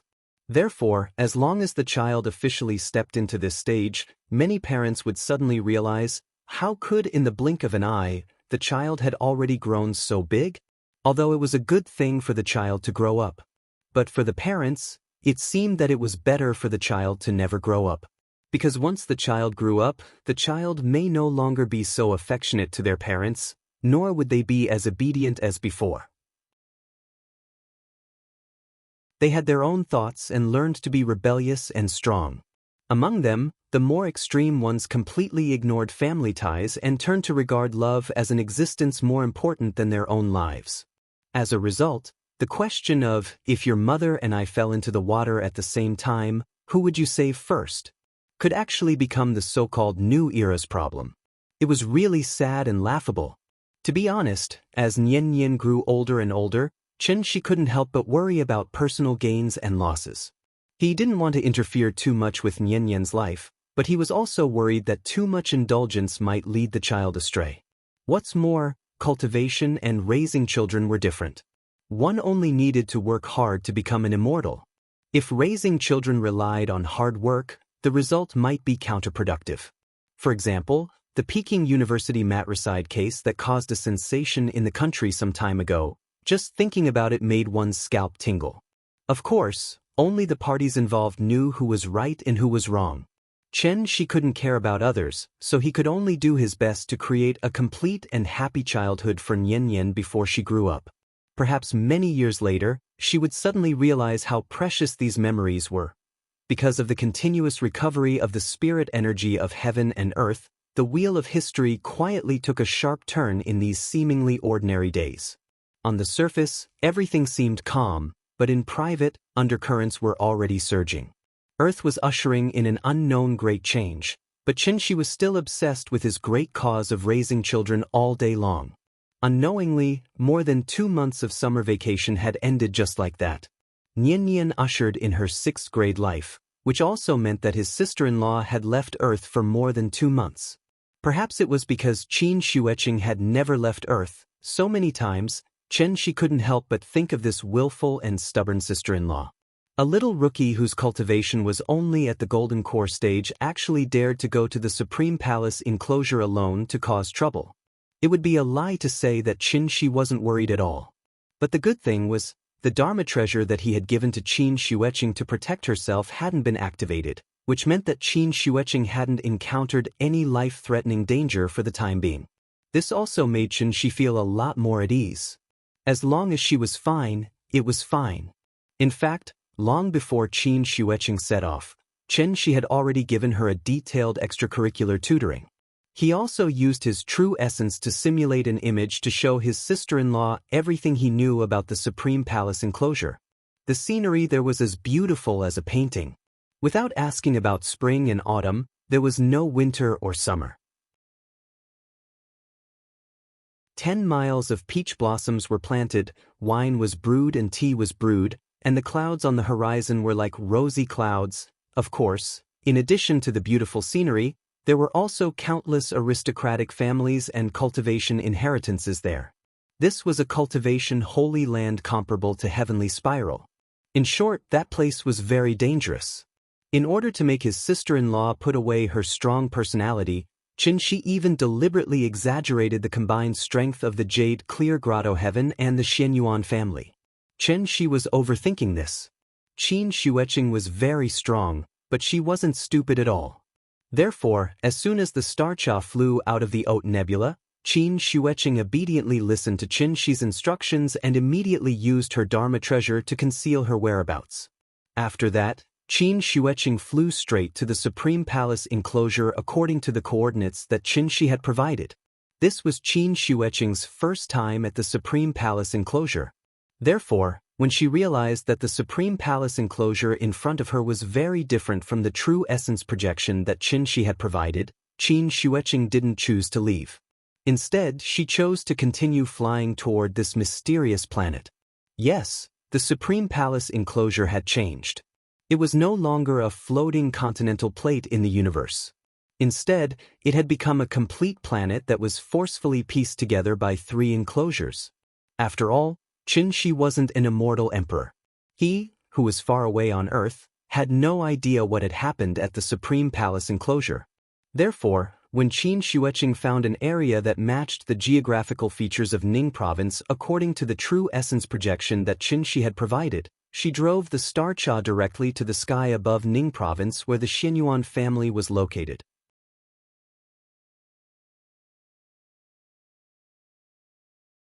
Chapter 545. The current appearance of the Supreme Palace enclosure was indeed a little strange. Compared to the Supreme Palace enclosure in Qin Shi's impression, the current Supreme Palace enclosure was at least 3 or 4 times larger.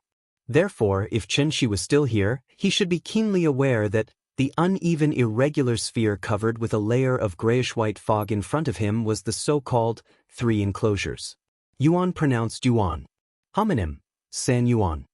Because of the rare phenomenon of the intersection of the 3 enclosures in 100 years, the Supreme Palace enclosure, Tianshi enclosure, and Ziwei enclosure were like 3 pieces of mud that were forcefully glued together by an unknown force.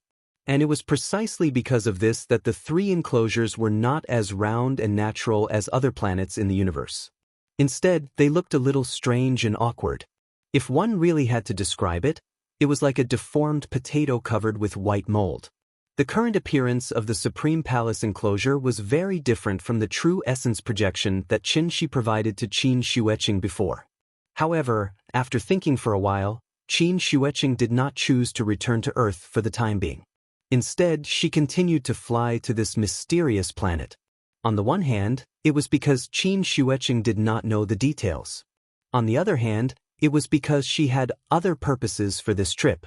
Capturing Changhua was an excuse. Her real purpose was to gain experience. Since it was an experience, she should naturally have the courage to take risks and have the courage to fight. Therefore, even after Qin Xueqing noticed that something was wrong, she still did not turn back. In the end, her sister-in-law still came to the Supreme Palace enclosure. But what she never expected was, after she piloted Xingcha and passed through the grayish-white fog on the surface of the planet, the first thing that came into view was not the scenic spot that Qin Shi described, but a dead land full of death and desolation. What happened to the picturesque scenery there? The former mountains, valleys, and blessed lands had now become deserts and canyons. It was as if a world war had just happened. The entire world was filled with a strong smell of blood. Suddenly, a gust of strong wind swept over, instantly lifting up a cloud of yellow sand and flying rocks that covered the sky. Qin Xueqing stood on Xingcha and observed carefully. Only then did she discover that there were a few people fighting not far away. Moreover, both sides were very strong. They were far from what she could handle. Void Pierce, since your junior brother, Reverend Cave Spirit, has already subdued the sacred cult, why are you still bitterly holding on? How about this? I will count to 3. Everyone will stop. Then, you will obediently follow me back to meet the sect leader. Maybe the sect leader will be happy and confer you the title of Lord of Supremacy? There were 3 people confronting each other in the field. One of them was Reverend Chongshu, who had once met Qin Shi. In the past, how famous would the 4 great spiritual masters of the Jade Clear Grotto Heaven be? Now, it was unknown what kind of unforeseen event had happened, to the extent that Reverend Pierce Void was actually like a stray dog at this moment, being chased all the way here from 1,000 miles away. But how could Junior Cave Spirit be someone who is afraid of death? You keep talking about the sacred cult on your left and right. Why don't you take a look at what your so-called sacred cult has done? If it weren't for those despicable and shameless methods, how could Junior Cave Spirit have fallen into your trap? It's useless to say more. Since you want to bring me back to report on your mission, then come and try.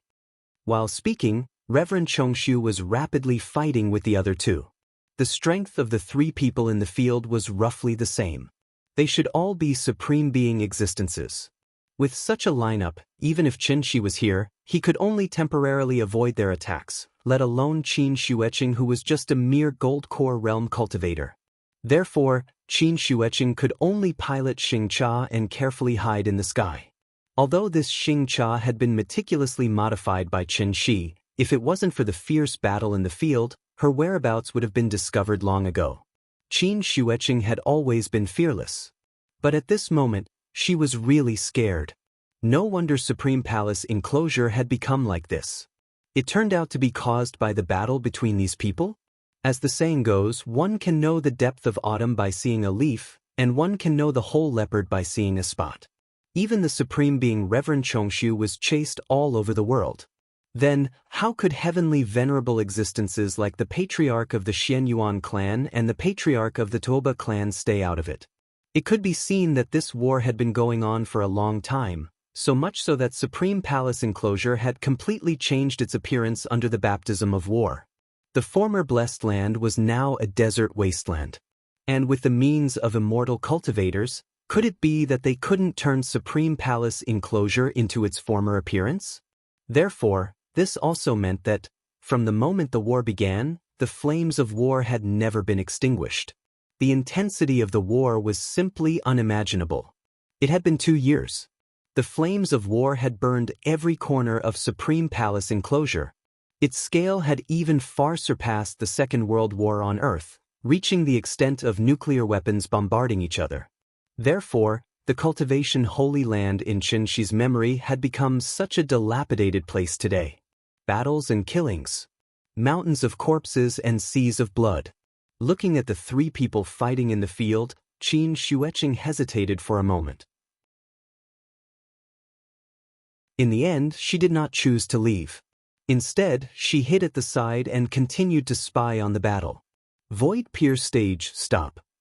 I believe you also know, joining our sect will only bring you benefits and no harm. Why do you have to struggle so hard? During the battle, the supreme being from the holy sect kept persuading Reverend Chongshu to surrender. Upon hearing that, Reverend Chongshu refused to answer at all. Instead, he took the initiative to attack the 2 of them. I know you have resentment in your heart, but if we don't flatten your jade clear heavenly abode first, how can the holy sect unify Supreme Palace enclosure? As long as you are willing to lower your head and submit, I can promise you on behalf of the sect master that I will definitely help you reignite the incense in the future and ensure that the inheritance of your jade clear heavenly abode will not be destroyed. What do you think? Although the battle between both parties was very intense, the supreme being of the holy sect did not kill them. As a result, Reverend Chongshu still had the upper hand even though he was fighting against two of them alone. Of course, this advantage was obviously illusory. The battle between insightful Emptiness Realm experts would not be as straightforward as the battle between Gold Core Realm experts and Yuanying Realm experts. Reverend Chongshu knew very well that the other party had the advantage in numbers. If he could not defeat them after a long battle, they would definitely call for reinforcements. By then, it would be difficult for him to escape. Therefore, he did not want to be entangled with the two of them any longer. With a flash, he disappeared into thin air from where he was standing.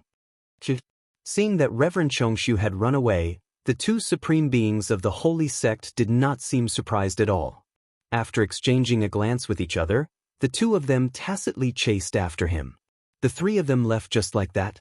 Qin Xueqing waited for about half an hour. Then, she carefully drove Xingcha to the place where the three of them were fighting just now. The air was filled with the energy that was dispersed from the battle between the three of them. Qin Xueqing tried to sense it with her divine sense. However, she discovered that the energy was like a knife. Even if she only touched it slightly with her divine sense, the energy of the true origin would leave a shallow scar on her divine sense. This is Supreme Palace Enclosure? Wonderful Book House.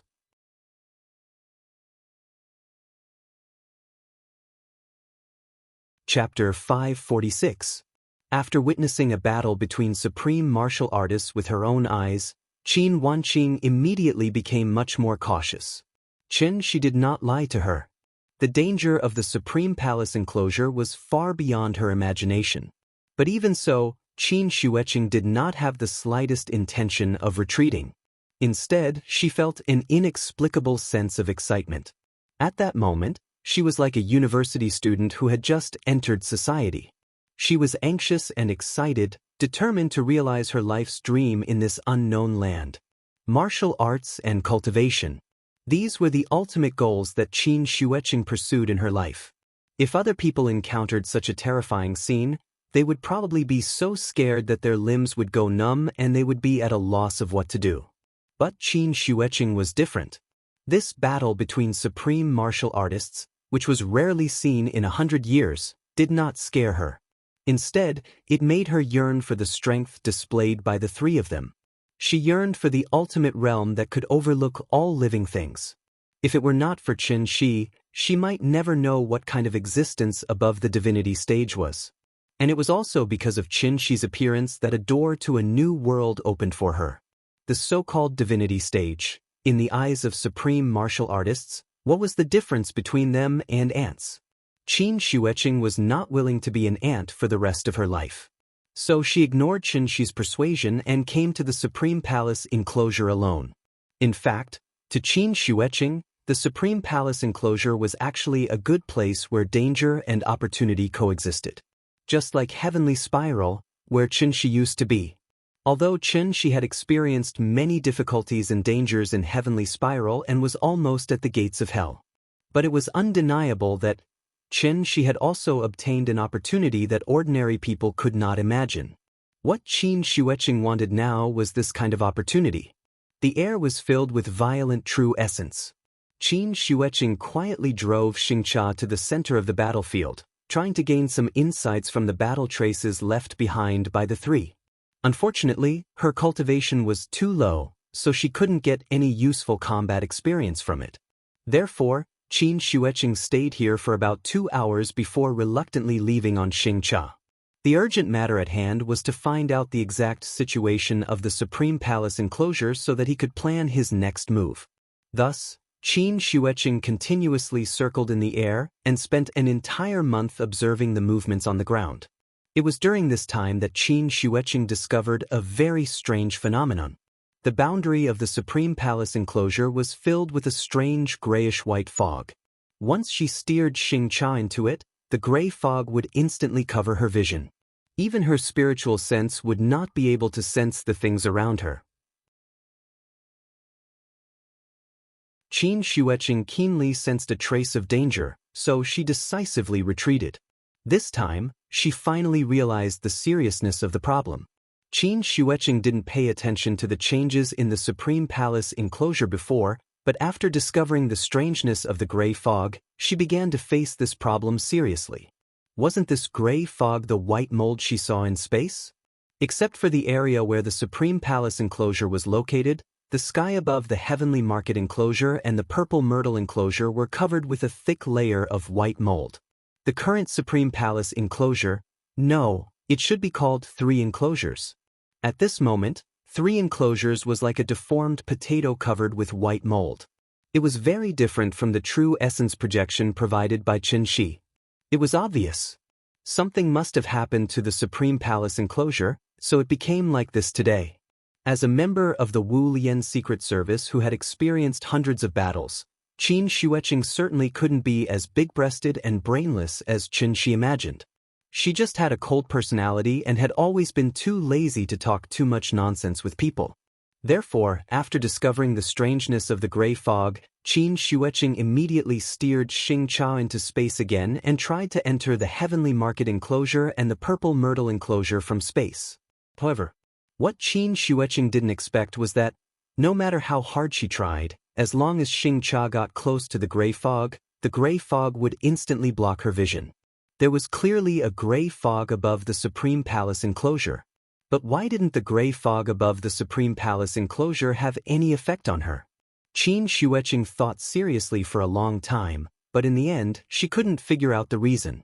Obviously, the unknown represented danger. But she wasn't willing to back down like this. So after thinking about it, Qin Xueqing finally decided to find Cheng Hua and Yiji first, and then learn the reason from them. Therefore, Qin Xueqing temporarily put aside the doubts in her heart, turned to steer Xing Cha through the gray fog, and came to the Supreme Palace enclosure again. After more than a month of investigation, Qin Xueqing had already memorized the geographical features of the Supreme Palace enclosure, so she soon came to the northern part of Ningzhou. At this point, Qin Xueqing found another problem. Based on her first impression when she came to the Supreme Palace enclosure, the Supreme Palace enclosure should have experienced a protracted war, and the situation was very fierce. The scope of the war was so wide that it was simply shocking. But, after more than a month of observation, Qin Xueqing found that there were no forces fighting with each other except for the group of Taoist Master Void Pierce that she met when she first came to the Supreme Palace enclosure. The entire Supreme Palace enclosure seemed to be in the stage of post-war recuperation. Although her eyes were full of ruins after the war, there were no more rumbling explosions between heaven and earth. There were only large areas of ruins and a kind of indescribable silence. For example, the residents of the small village she just passed by were all cultivators, but the highest cultivation level among them should be around the foundation establishment stage. Because of the war, more than half of the buildings in the village unfortunately collapsed. What was slightly strange was that the villagers who were lucky enough to survive didn't immediately start the post-war reconstruction work. Instead, they all gathered in an open space in the center of the village. The villagers sat on the ground, surrounded by familiar faces, but no one opened their mouth to break the silence. The entire village seemed to be shrouded in a kind of emotion. The name of this emotion was despair. Qin Xueqing didn't rashly approach the village, because this kind of small place was sparsely populated and the neighbors knew each other. It was obviously impossible for an outsider like her to smoothly blend in. Therefore, when she came to a gathering place with more people, Qin Xueqing carefully piloted Xing Cha and descended from the sky. This was also the first time she set foot on the ground. As the saying goes, heroes emerge in troubled times.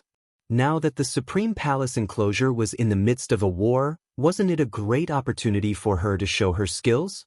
Therefore, Qin Xueqing changed into a set of clothes that she stole from somewhere and followed the continuous flow of people directly into this slightly dilapidated city. Didn't Cheng Hua and Yiji come from the 3 great aristocratic families? Presumably, she should be able to inquire about the 2 of them here, right? Qin Wanqing couldn't help but be optimistic. Wonderful book house. Calm.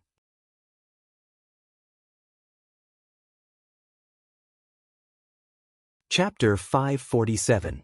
Due to the different social structure, there was a big difference in the way of life between cultivators and ordinary people.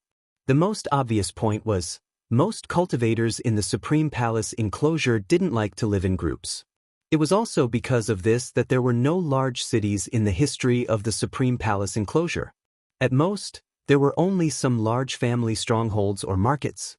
This situation was actually in line with the development of the population. After all, cultivation required the consumption of the spiritual energy of heaven and earth. Once people gathered together, the spiritual energy of heaven and earth would naturally not be enough to share. Therefore, except for some fledglings with lower cultivation, cultivators above the golden core stage would mostly stay away from the city and open up their own cave abodes in more remote places. Qin Shuiqing entered a small city controlled by the Xianyuan family. The original intention of the Xianyuan family to build this city was mainly to protect their bloodline and provide a relatively safe environment for the clan members with lower cultivation to grow. If it was in the past, there wouldn't be too many people in the city. Unfortunately, today was different from the past. As the three enclosures converged, the saint from the Z-Way enclosure suddenly appeared from the gray fog and attacked the Jade Clear Grotto Heaven. An unprecedented large-scale war began. The 9 prefectures of the Supreme Palace enclosure were attacked by the saint almost simultaneously. With Ning Prefecture as an example, the Xianyuan, Dongfang, and Tuoba families, who were known as the 3 major families of Ning Prefecture, naturally became the focus of the saint's attention. The slightly different part of the war with the people on Earth was because high-level immortal cultivators had absolute dominance over low-level immortal cultivators. The Holy Church didn't care about immortal cultivators below the nascent soul stage.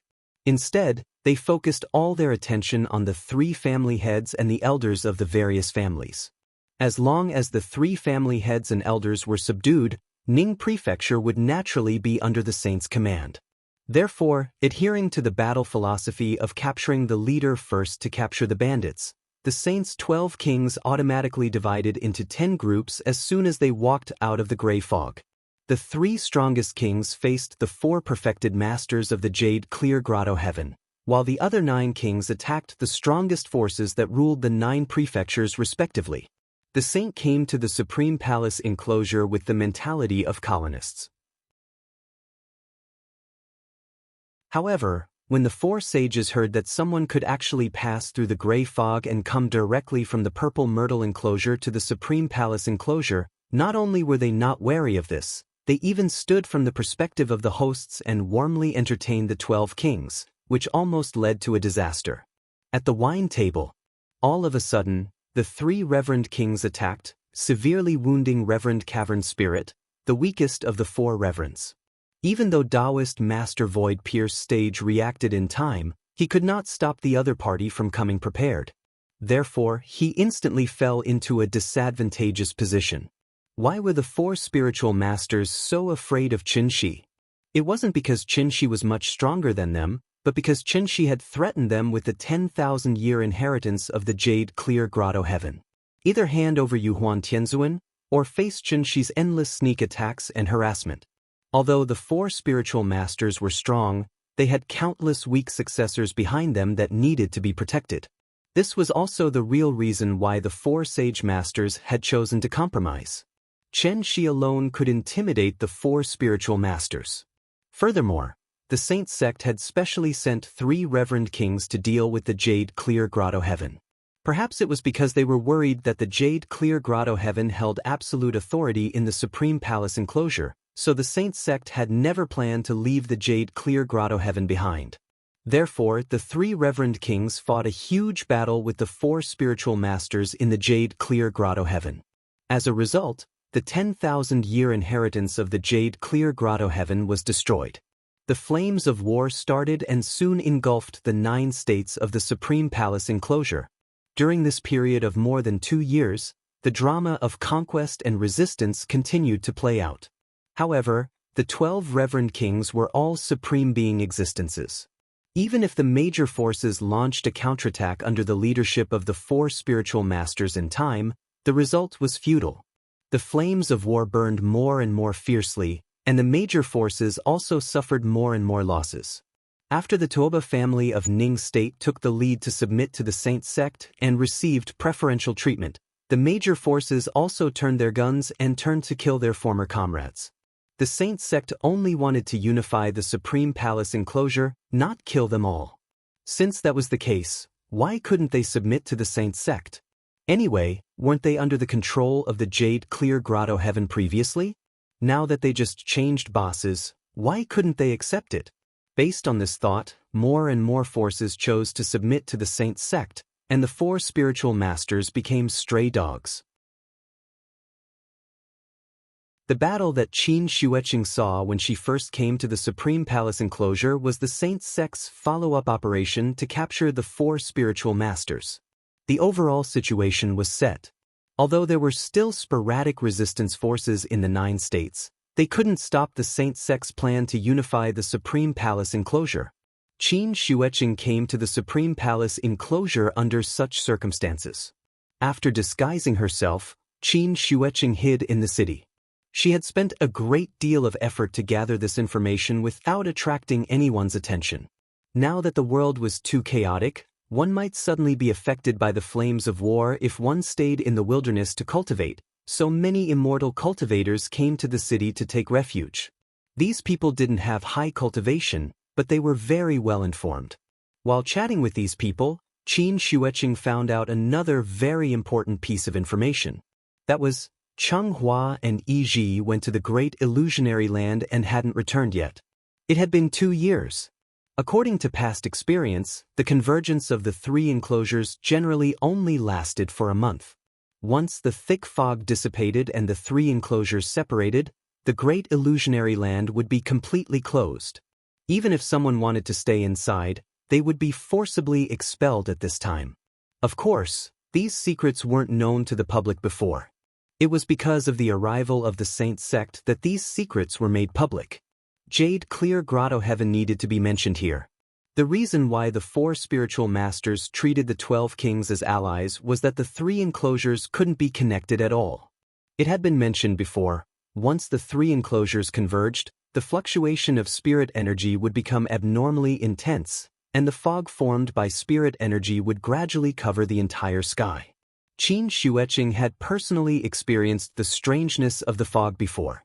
So no matter how high one's cultivation was, it was absolutely impossible to pass through the fog to go to the Purple Myrtle enclosure and the Heavenly Market enclosure. Yi Ji's previous instigation of Cheng Hua to escape to the Heavenly Market enclosure was actually just a joke. Didn't you see, since ancient times, apart from the Saint sect, who else could freely travel between the 2 realms? The 4 spiritual masters mistakenly thought that the 12 kings came to the Supreme Palace enclosure in the form of avatars, so they held a big banquet in the Jade Clear Grotto Heaven to entertain these friends, who came from afar. It had to be said, the way the 4 spiritual masters entertained the 12 kings was really like the way the Native Americans first met the European colonists. Note, this might be a bit tiring to read because I'm also tired of writing. But these contents can't be skipped, so I can only try to reduce the length as much as possible.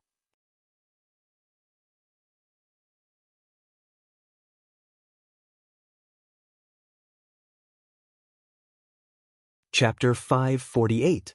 The arrival of the Holy Church had also indirectly caused the secret of the Great Illusionary Land to be deliberately publicized by some people. From this, Qin Xueqing finally understood why Cheng Hua and Yi Ji had not returned to Earth. It was not that they did not want to come back, but that they had no way to come back.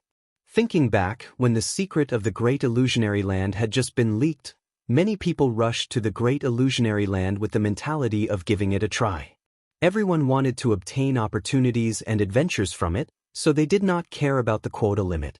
In short, whether the rumors were true or false, they had to try it first. There was no chance before, but now that the opportunity was in front of them, who could resist the temptation? The result was naturally overjoyed. The limit of 3,000 places seemed to have been lifted, so whether it was Jindan or Yuanying, as long as they dared to go, they would definitely be able to enter the Great Illusionary Land smoothly. The sudden surprise also caused the people to lose their rationality. During that time, the battle at the Supreme Palace enclosure was the most intense. The 4 spiritual masters and the 12 kings were fighting fiercely, and the major forces of the 9 regions were also busy resisting the attack of the Holy Church. It was obviously impossible to be distracted and care about other people in a battle of life and death at the supreme level. Instead of staying in the Supreme Palace enclosure and praying that the flames of war would not burn their heads, it was better to risk their lives and go to the great illusionary land. If they really got lucky and luckily obtained some adventure, wouldn't they be able to completely reach the peak of life? With such a fantasy, for a time, there were as many cultivators going to the great illusionary land as carps crossing the river. But as more and more people entered the great illusionary land, no one came back. People finally realized where the problem was. Could it be this place could only be entered and not exited? After a series of suicidal repeated confirmations, the great illusionary land had completely become a forbidden area in people's minds. As long as no one left alive, no one would dare to break in again. So according to the current situation, Qin Xueqing should never see Changhua and Yiji again. Unless she personally made a trip to the great illusionary realm, she wouldn't even be able to determine whether the two of them were dead or alive. And since she couldn't find Changhua and Yiji, what reason did Qin Xueqing have to continue staying in this war-torn and turbulent Supreme Palace enclosure? At that moment, Qin Xueqing couldn't help but hesitate. She even had the urge to immediately return to Earth.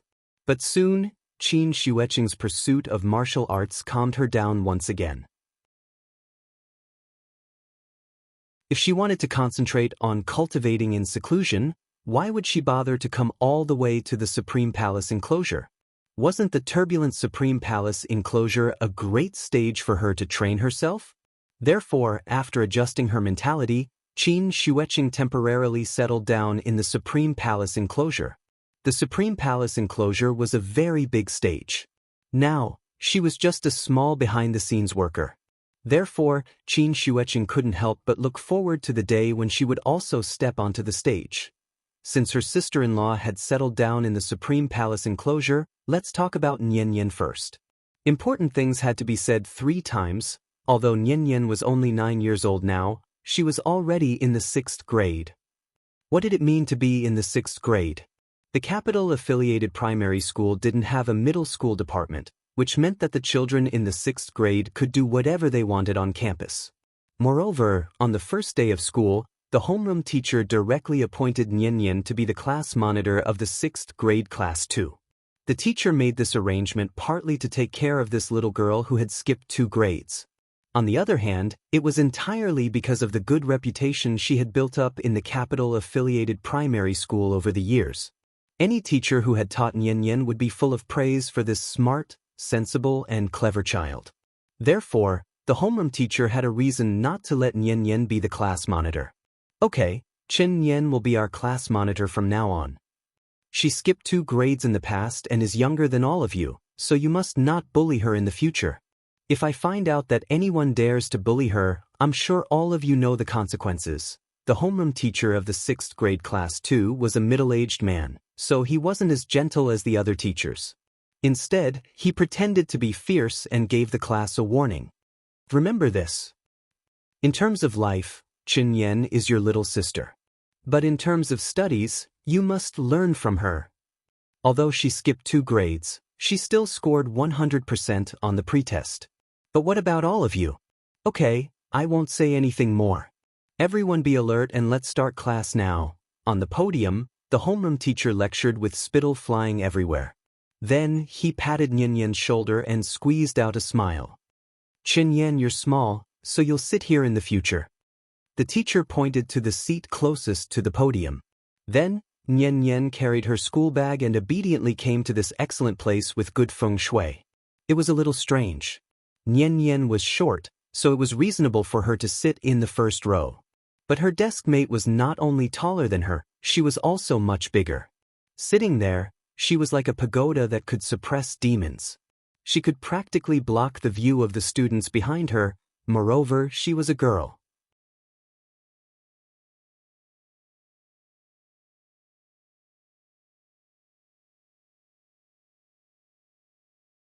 Chapter 549.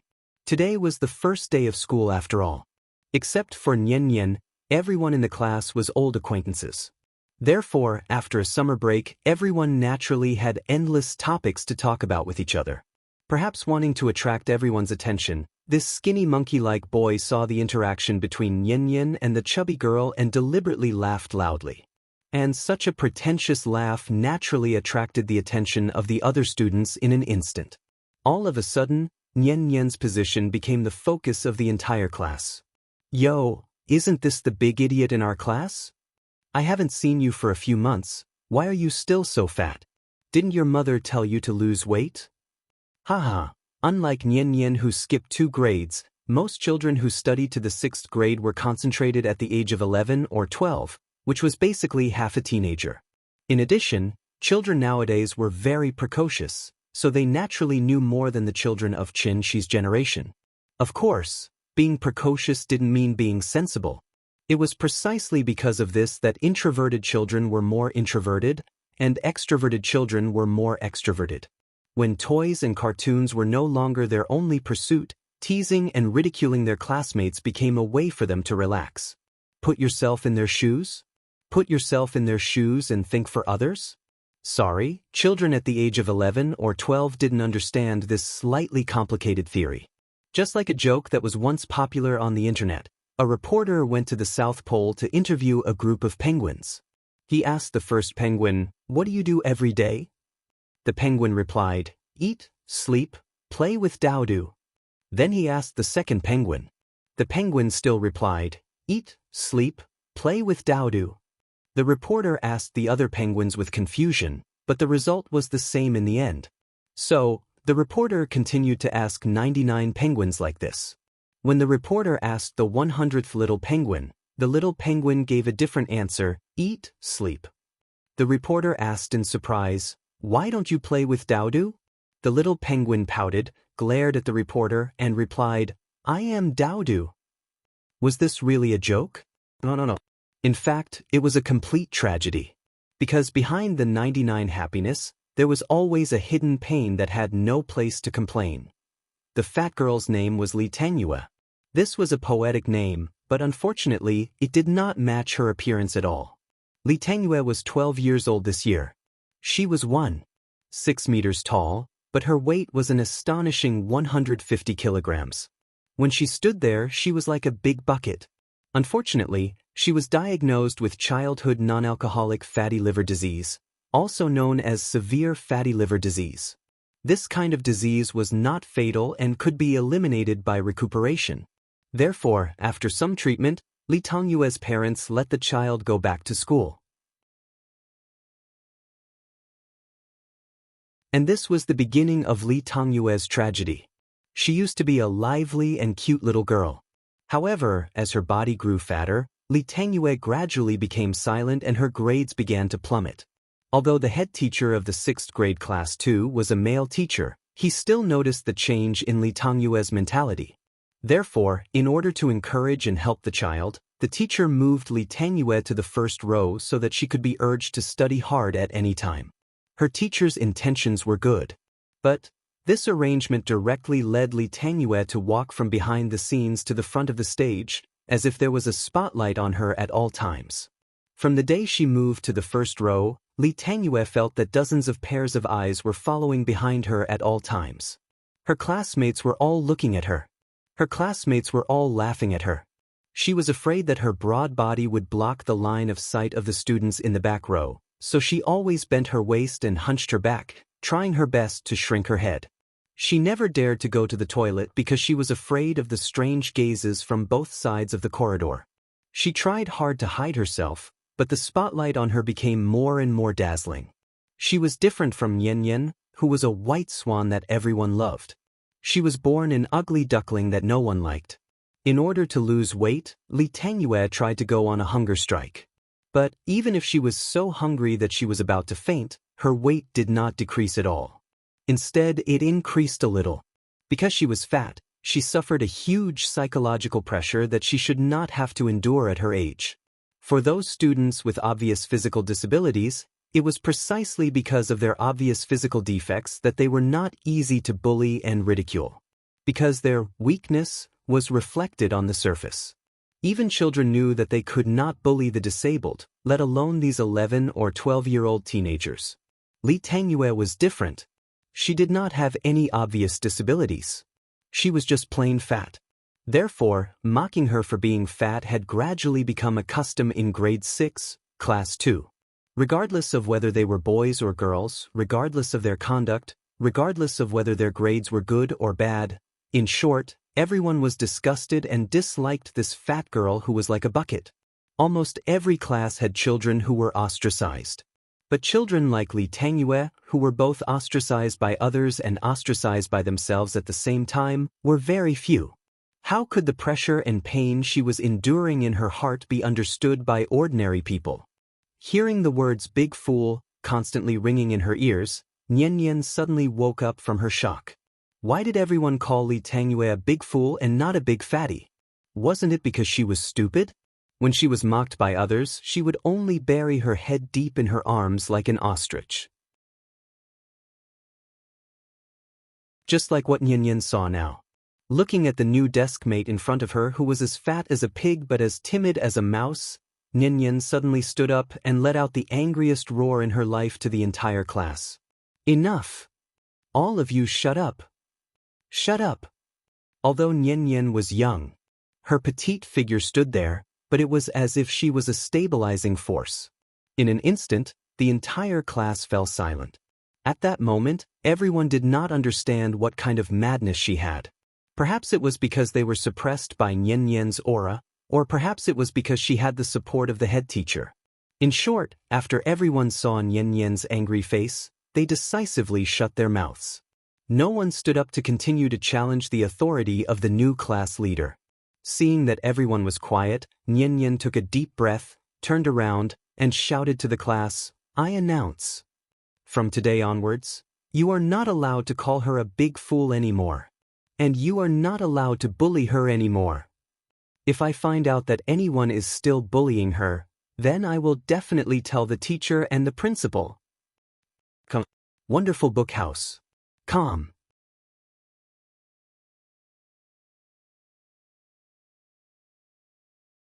Chapter 550. Her announcement shocked the entire class. Everyone seemed to be unable to understand the reason behind Nian's anger, but after seeing her serious expression, no one dared to stand up and oppose her. Skinny Monkey was sitting behind Nian. He opened his mouth to speak, but in the end, he swallowed the ridicule that was about to come out. After all, a 6th grader was not young anymore. Everyone had their own thoughts. Although Nian had attacked everyone in the class, this method of not specifically targeting a particular person would not cause everyone to be angry. Otherwise, it would be impossible for everyone to attack her. Nian had just joined the class, so everyone was still unsure of her personality, so it was impossible for them to get into a conflict with her over such a small matter. Therefore, after a short period of silence, the classroom immediately returned to its usual clamor. Everyone ignored Nian. Those who were fooling around continued to fool around, and those who were chatting continued to chat as if the unpleasant incident had never happened. Although Li Tangyue did not raise her head, she could hear the movements around her. Seeing that everyone was no longer ridiculing her, Li Tangyue carefully raised her head to observe her surroundings. Nian saw her actions, so she smiled at her and then sat back down in her seat as if no one was around. "Thank you." Looking at Nian's calm appearance, Li Tangyue hesitated for a moment before carefully thanking her. "It's okay. If anyone dares to bully you in the future, just tell me. I'll make the decision for you." Perhaps because she had done a good deed, Nian was in a good mood, so she did not care about the strange gazes around her and directly patted her chest to accept this little brother. Soon, the break between classes was over. The second class began. Nian secretly observed Li Tangyue for a while, only then did she realize that she liked to deliberately bend her body in class, as if she was afraid that she would block the view of the students behind her. Therefore, as soon as the class ended, Nian went straight to the form teacher's office and told her thoughts. She hoped that the teacher could move Li Tangyue to the window so that Li Tangyue would not block the other students.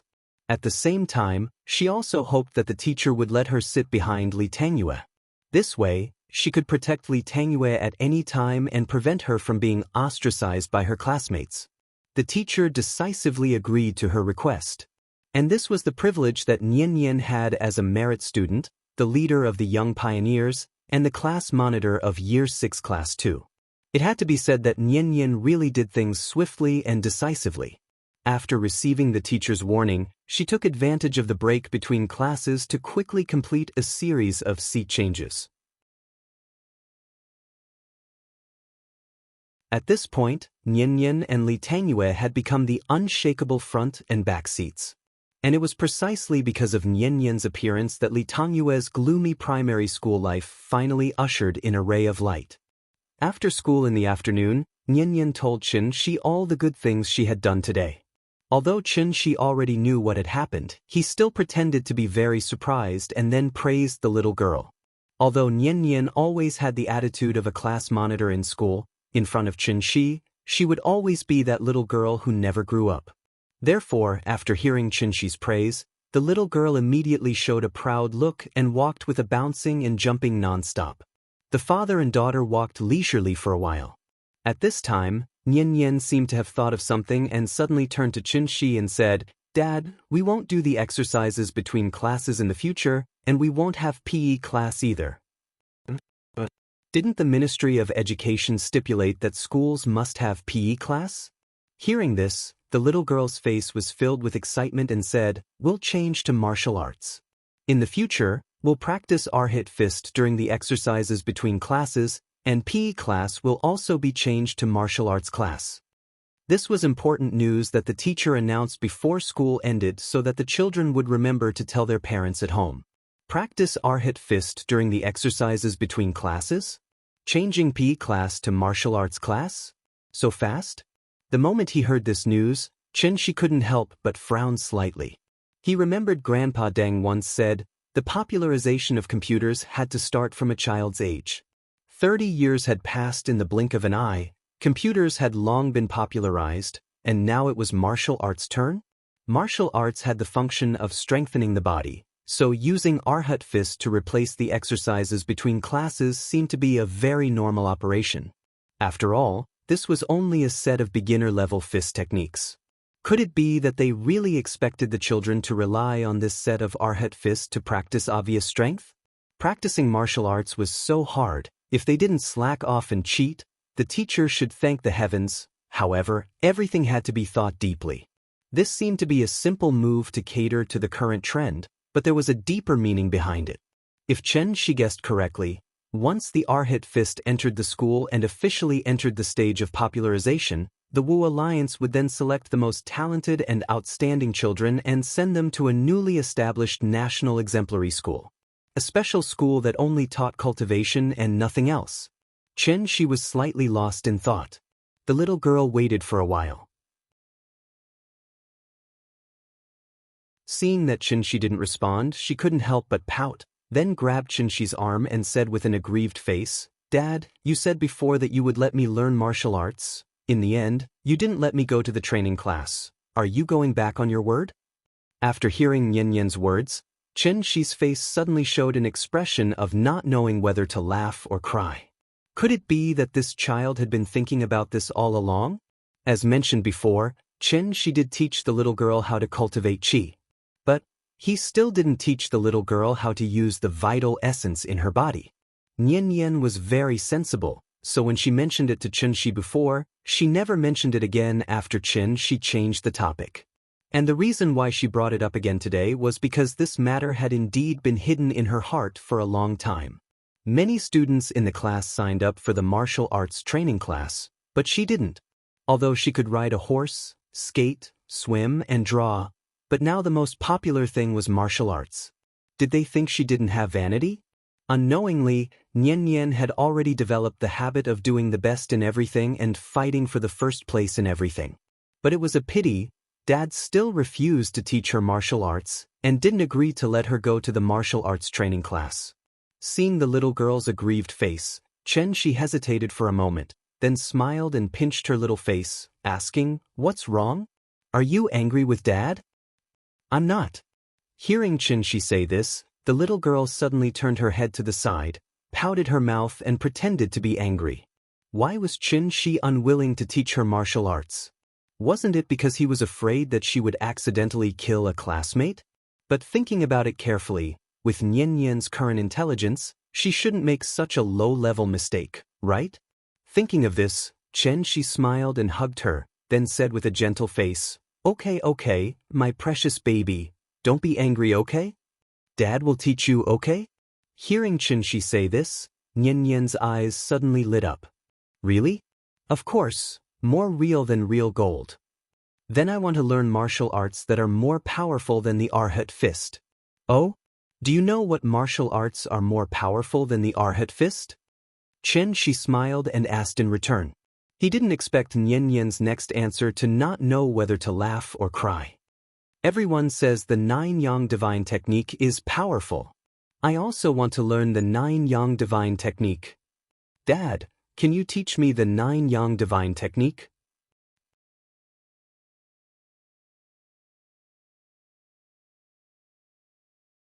Chapter 551. 9-yang divine art? Qin didn't know whether to laugh or cry when he heard the little girl's words. Let's not talk about whether Qin knew the 9-yang divine art or not. Even if he followed the original text and forcefully derived a technique similar to the 9-yang divine art, this technique was obviously not something Nian could practice. After all, how could a girl practice the 9-yang divine art? If she wanted to practice it, she should practice the 9-yin sutra. No wonder the little girl didn't forget Nian's 9-yang divine art. With the rise of martial arts craze, wuxia dramas naturally regained their vitality.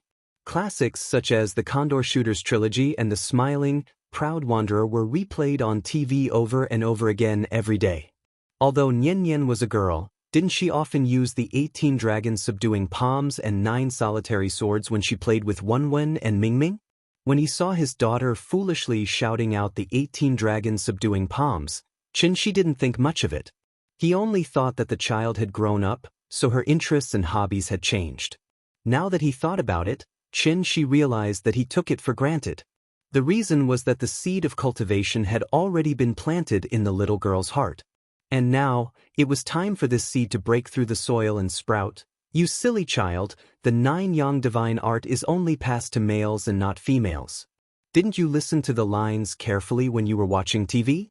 If a girl practices the 9-yang divine art, she will grow a lot of facial hair like a man. So even if Daddy really knows this technique, there's no way I can teach it to you. After hearing the little girl's request, Qin smiled and rubbed her head. Hearing this, the little girl suddenly pouted with slight disappointment. I can't learn the 9-yang divine art. I'm so angry. VV. Then I want to learn the muscle bone strengthening scripture. I don't know how. Wave-like subtle steps? I don't know how either. Star absorbing technique? Daddy. Then what do you know? In the end, the little girl's face was already full of unhappiness. Because in her heart, her father was an omnipotent Superman, but now he said that he couldn't do anything. Therefore, in Nian's eyes, this was clearly Qin's excuse for not wanting to teach her martial arts. Just now, he had clearly said that he would teach her a martial art that was more powerful than the Arhat fist, but in the blink of an eye, he had started to change the topic and started to laugh. How could she be happy? Daddy is the most shameless. Thinking of this, Nian no longer paid attention to Qin. Carrying her backpack, she angrily strode forward, clearly wanting to distance herself from Qin.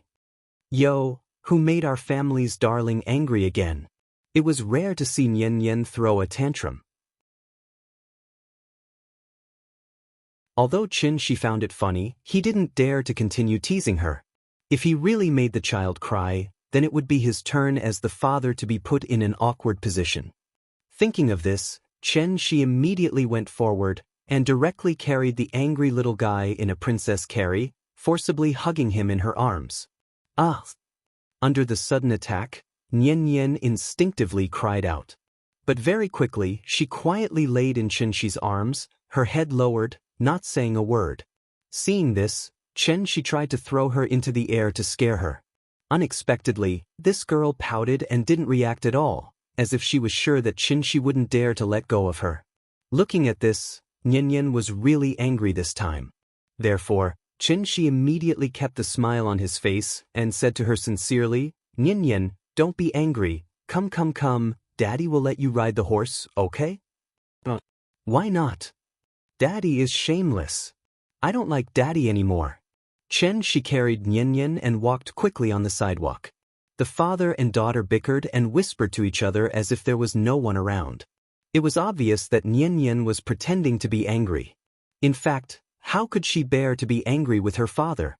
It was said that a daughter was her father's lover in his previous life.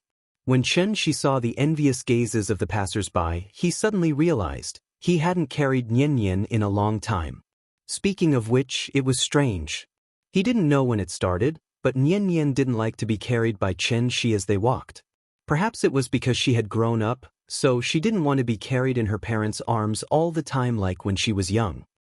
Okay, Daddy will sincerely apologize to you now. I said before that I would teach you martial arts, but I still haven't taught you after so long. It's all Daddy's fault. Don't be angry with Daddy, okay? After she comforted her with kind words, Nian finally stopped pouting.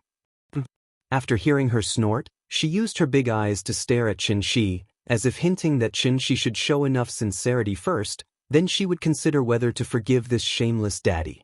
2 years ago, it was Qin Xueqing who fought for the right to choose for her. 2 years later, it was her who fought for the right to choose for herself. Okay, I won't tease you anymore. Since you want to learn so much, Daddy will teach you everything I know. However, cultivation has to be done step by step. How about this? Grandpa has a set of martial arts called Qin's Cloud Hands. Not only Aunt knows it, even Mommy knows it. Daddy will teach you this first, okay? Qin's Cloud Hands? Nian lay in Shi's arms, wrinkling her nose as she repeated this word. Then, with a face full of suspicion, she asked, Is Qin's Cloud Hands more powerful than Arhat Fist? Of course. Look at how powerful Aunt is. Doesn't she also practice this martial art? Okay, then I'll learn this. Let's go. Daddy will teach you this supreme martial art. Daddy believes the day you complete your studies will be the day you become famous throughout the world. Time flew. Soon, another month had passed. During this time, Nian spent the rest of her time diligently learning Qin's Cloud Hands, other than going to school as usual. This time, she took out something that could really fight. It was different from the Qi refinement method from before. Speaking of which, learning martial arts was really hard work, at least 10,000 times harder than quietly meditating and refining Qi. But the strange thing was, not only did Nian not feel that it was hard, but she also enjoyed it every day. If it wasn't for the agreement between father and daughter that she couldn't secretly practice at school, she would have already mastered the entire set of Qin's Cloud Hands. Seeing Nian working so hard, Qin was gratified, but he couldn't help but worry. In terms of cultivation, this child wasn't as free and undisciplined as him, nor was she as carefree as her mother. Instead, she was like Qin Xueqing, obsessed and fanatical? Could it be Nian would also be a martial arts maniac in the future?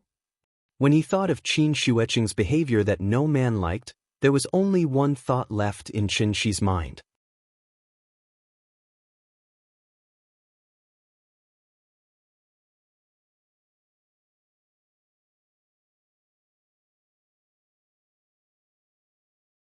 Now, please introduce the rules of the competition to the students of each class.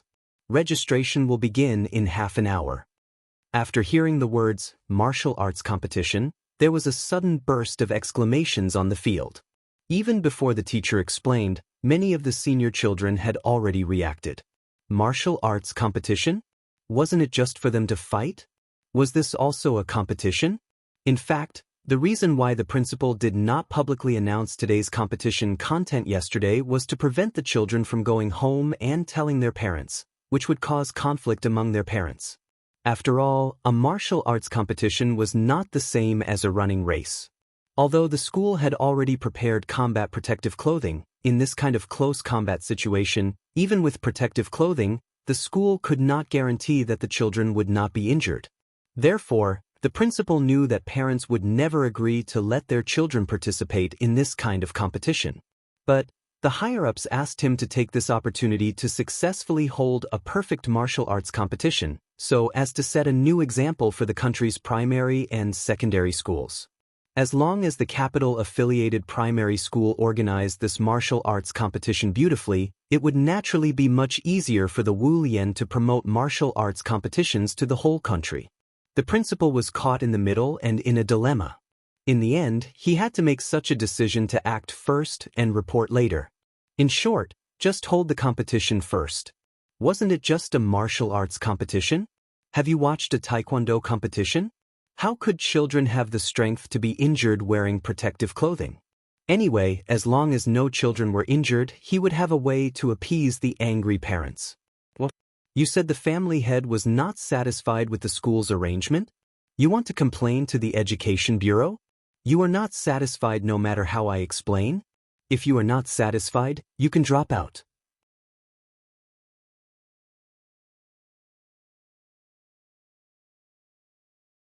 Chapter 553. Because it was the first time the school held a martial arts competition, the principal held an emergency discussion yesterday. The topic of the discussion was naturally the slightly different martial arts competition today. Since the school had no relevant experience in undertaking it, they would have to find their way to do it. Only by doing this beautifully and properly could the capital-affiliated elementary school live up to its title as the National Exemplary Elementary School and continue to set a new example for the nation's primary and secondary schools. There was no other way. Who asked the higher-ups to give such an important task to the capital-affiliated elementary school? The burden on their shoulders was indeed heavy. The principal felt that the task was heavy, but the teachers felt that the task was a little hot. After all, this was not a track and field competition. Although martial arts had been particularly popular in the past 2 years and most of the children in the class had signed up for the martial arts training class, the teachers were still a little uncertain if they really wanted to compete. Even if the child succeeded in winning the first place, after the parents received the news, they might immediately chase to the school and then make a fuss about it and insist that the teacher give an explanation. Why should my child participate in such a dangerous competition? What if the child is injured? A martial arts competition? Isn't it just a fight? Which school encourages children to fight? Ordinary teachers at most received a fixed salary. How would they dare to easily offend the parents? Therefore, when the principal announced the official start of the martial arts competition, the teachers of each class carefully explained the content discussed in yesterday's meeting to the children. During this time, the teachers even explicitly and implicitly emphasized that no one was forced to participate in this martial arts competition. Everything was voluntary. Even if no one in the class signed up for the competition, the teachers would not feel embarrassed at all. Instead, they would be secretly happy. No one participated, which meant that no one would be injured. It saved them a lot of trouble and worry. How good was that? However, what the teachers never expected was, the children's enthusiasm for this martial arts competition was far beyond their imagination.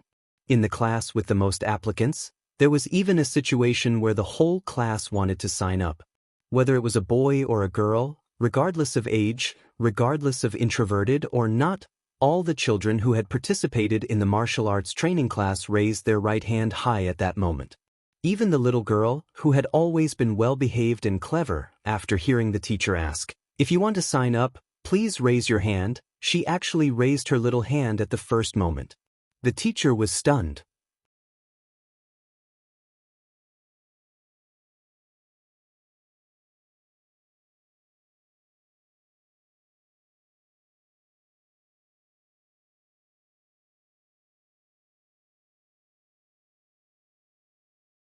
He didn't really hate Li Tangyue.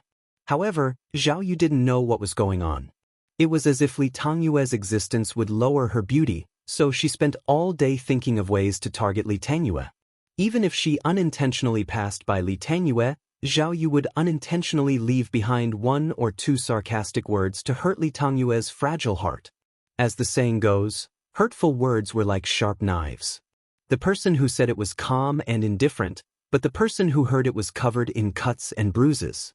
In school, This kind of sharp-tongued girl was the most difficult to deal with. It was fine if she called out her name, but she didn't do that. There were a few times when Yen was on the verge of exploding, but in the end, she forced herself to hold it in. There was no other way. She really couldn't find anything that could be used against Zhao Yu, so she couldn't stand up for Li Tangyue. Looking at Li Tangyue's increasingly depressed mental state, Ninian felt that she needed to properly vent her anger for her. Zhao Yu, Chen Yan, who else in our class is a first-stage warrior? Wang Xiaohu, you too. Okay, then the three of you will go together. Zhao Yu and Yin were both girls, so the teacher looked left and right. In the end, he chose the strongest boy among the children who raised their hands. After the class teachers submitted their class's contestants, the school quickly came up with a decent competition schedule. To be honest, the enthusiasm of the children was a bit out of the principal's expectations. He originally thought that there wouldn't be enough participants for this competition, but the result was completely different from what he imagined. If it weren't for the teachers who noticed that something was wrong and promptly asked the principal to limit the number of participants, the number of people who signed up would have increased by several times. Okay, all the teachers of each class have received the competition schedule, right? I now announce that the first martial arts competition of the Capital Affiliated Primary School officially begin. Referees, please take your positions. Following the principal's order, a dozen or so temporary martial arts instructors took on the role of referees for this martial arts competition. Because of their age, children under the 3rd grade didn't need to compete. They only needed to perform a complete set of arhat fists, and the referees would score them based on their performance. The one with the highest score would be the champion. This kind of competition naturally wasn't worth watching.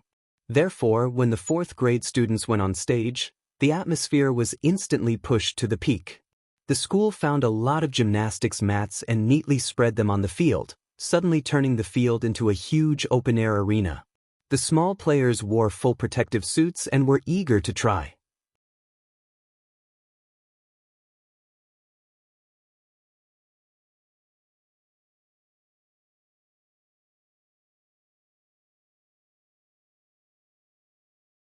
They only hoped to see an exciting battle between dragons and tigers.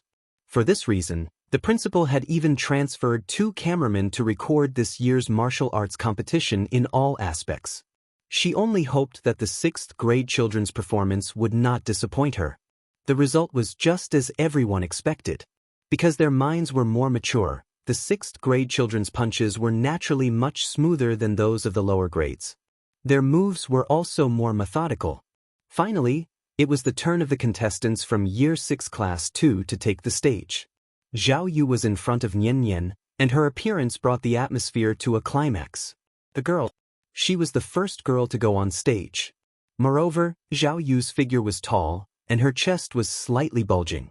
Therefore, the moment she went on stage, the boy opposite her immediately blushed and didn't dare to look at her again.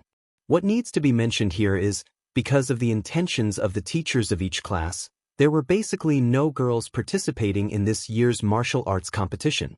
The lack of participants also caused the competition to be unable to split into male and female groups, so Nian and Zhao Yu's opponents were both boys. Different from Nian's immaturity, Zhao Yu's body already had a bit of the unique charm of a young girl. Children nowadays matured early, and because of her wealthy family background, Zhao Yu secretly learned how to put on makeup a long time ago on the internet. Although her makeup skills were not very good, compared to a group of primary school students, she was still too dazzling. Therefore, when Zhao Yu went on stage, many of the brats in the audience seemed to have been injected with chicken blood and shouted excitedly.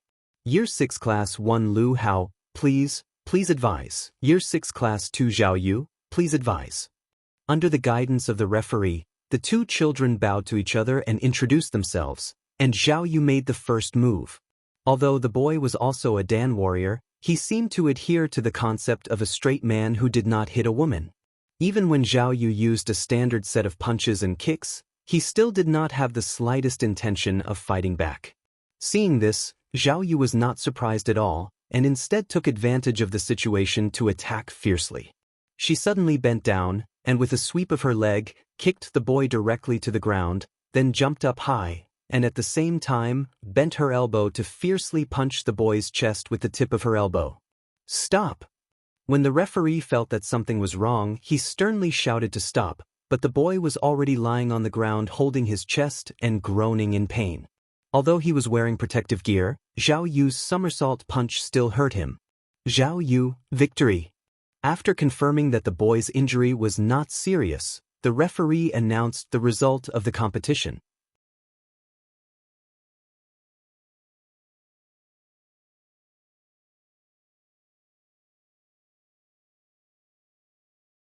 Chapter 556. There were many spectators for today's martial arts competition. In addition to the entire school's teachers and students, as well as the temporarily hired cameraman, Qin Shi also secretly came to the scene to watch the battle. After all, how could a broadcast be as exciting as watching a battle live? This was Nian Yan's first battle, so of course, Qin Shi had to personally come to the scene to cheer for his daughter. Therefore, while the students were cheering for Nian Yan, Qin Shi's figure appeared out of thin air on the roof of the teaching building next to the field. Meow. Sensing Qin Shi's arrival, Big Cat immediately jumped down from the treetop.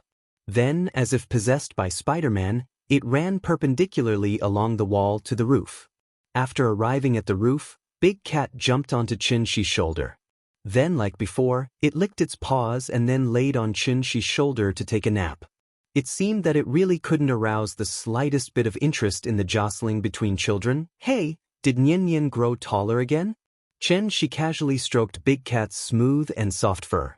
Only then did he realize that Nian Yan seemed to have grown taller again. Even among the 6th graders, she wasn't considered short. This child, will she grow taller than her father in the future? While Qin Shi was busy studying his daughter's height problem, Nian Yan welcomed the first battle of her life. Speaking of which, her opponent was not a cat or a dog. Instead, it was a well-known figure.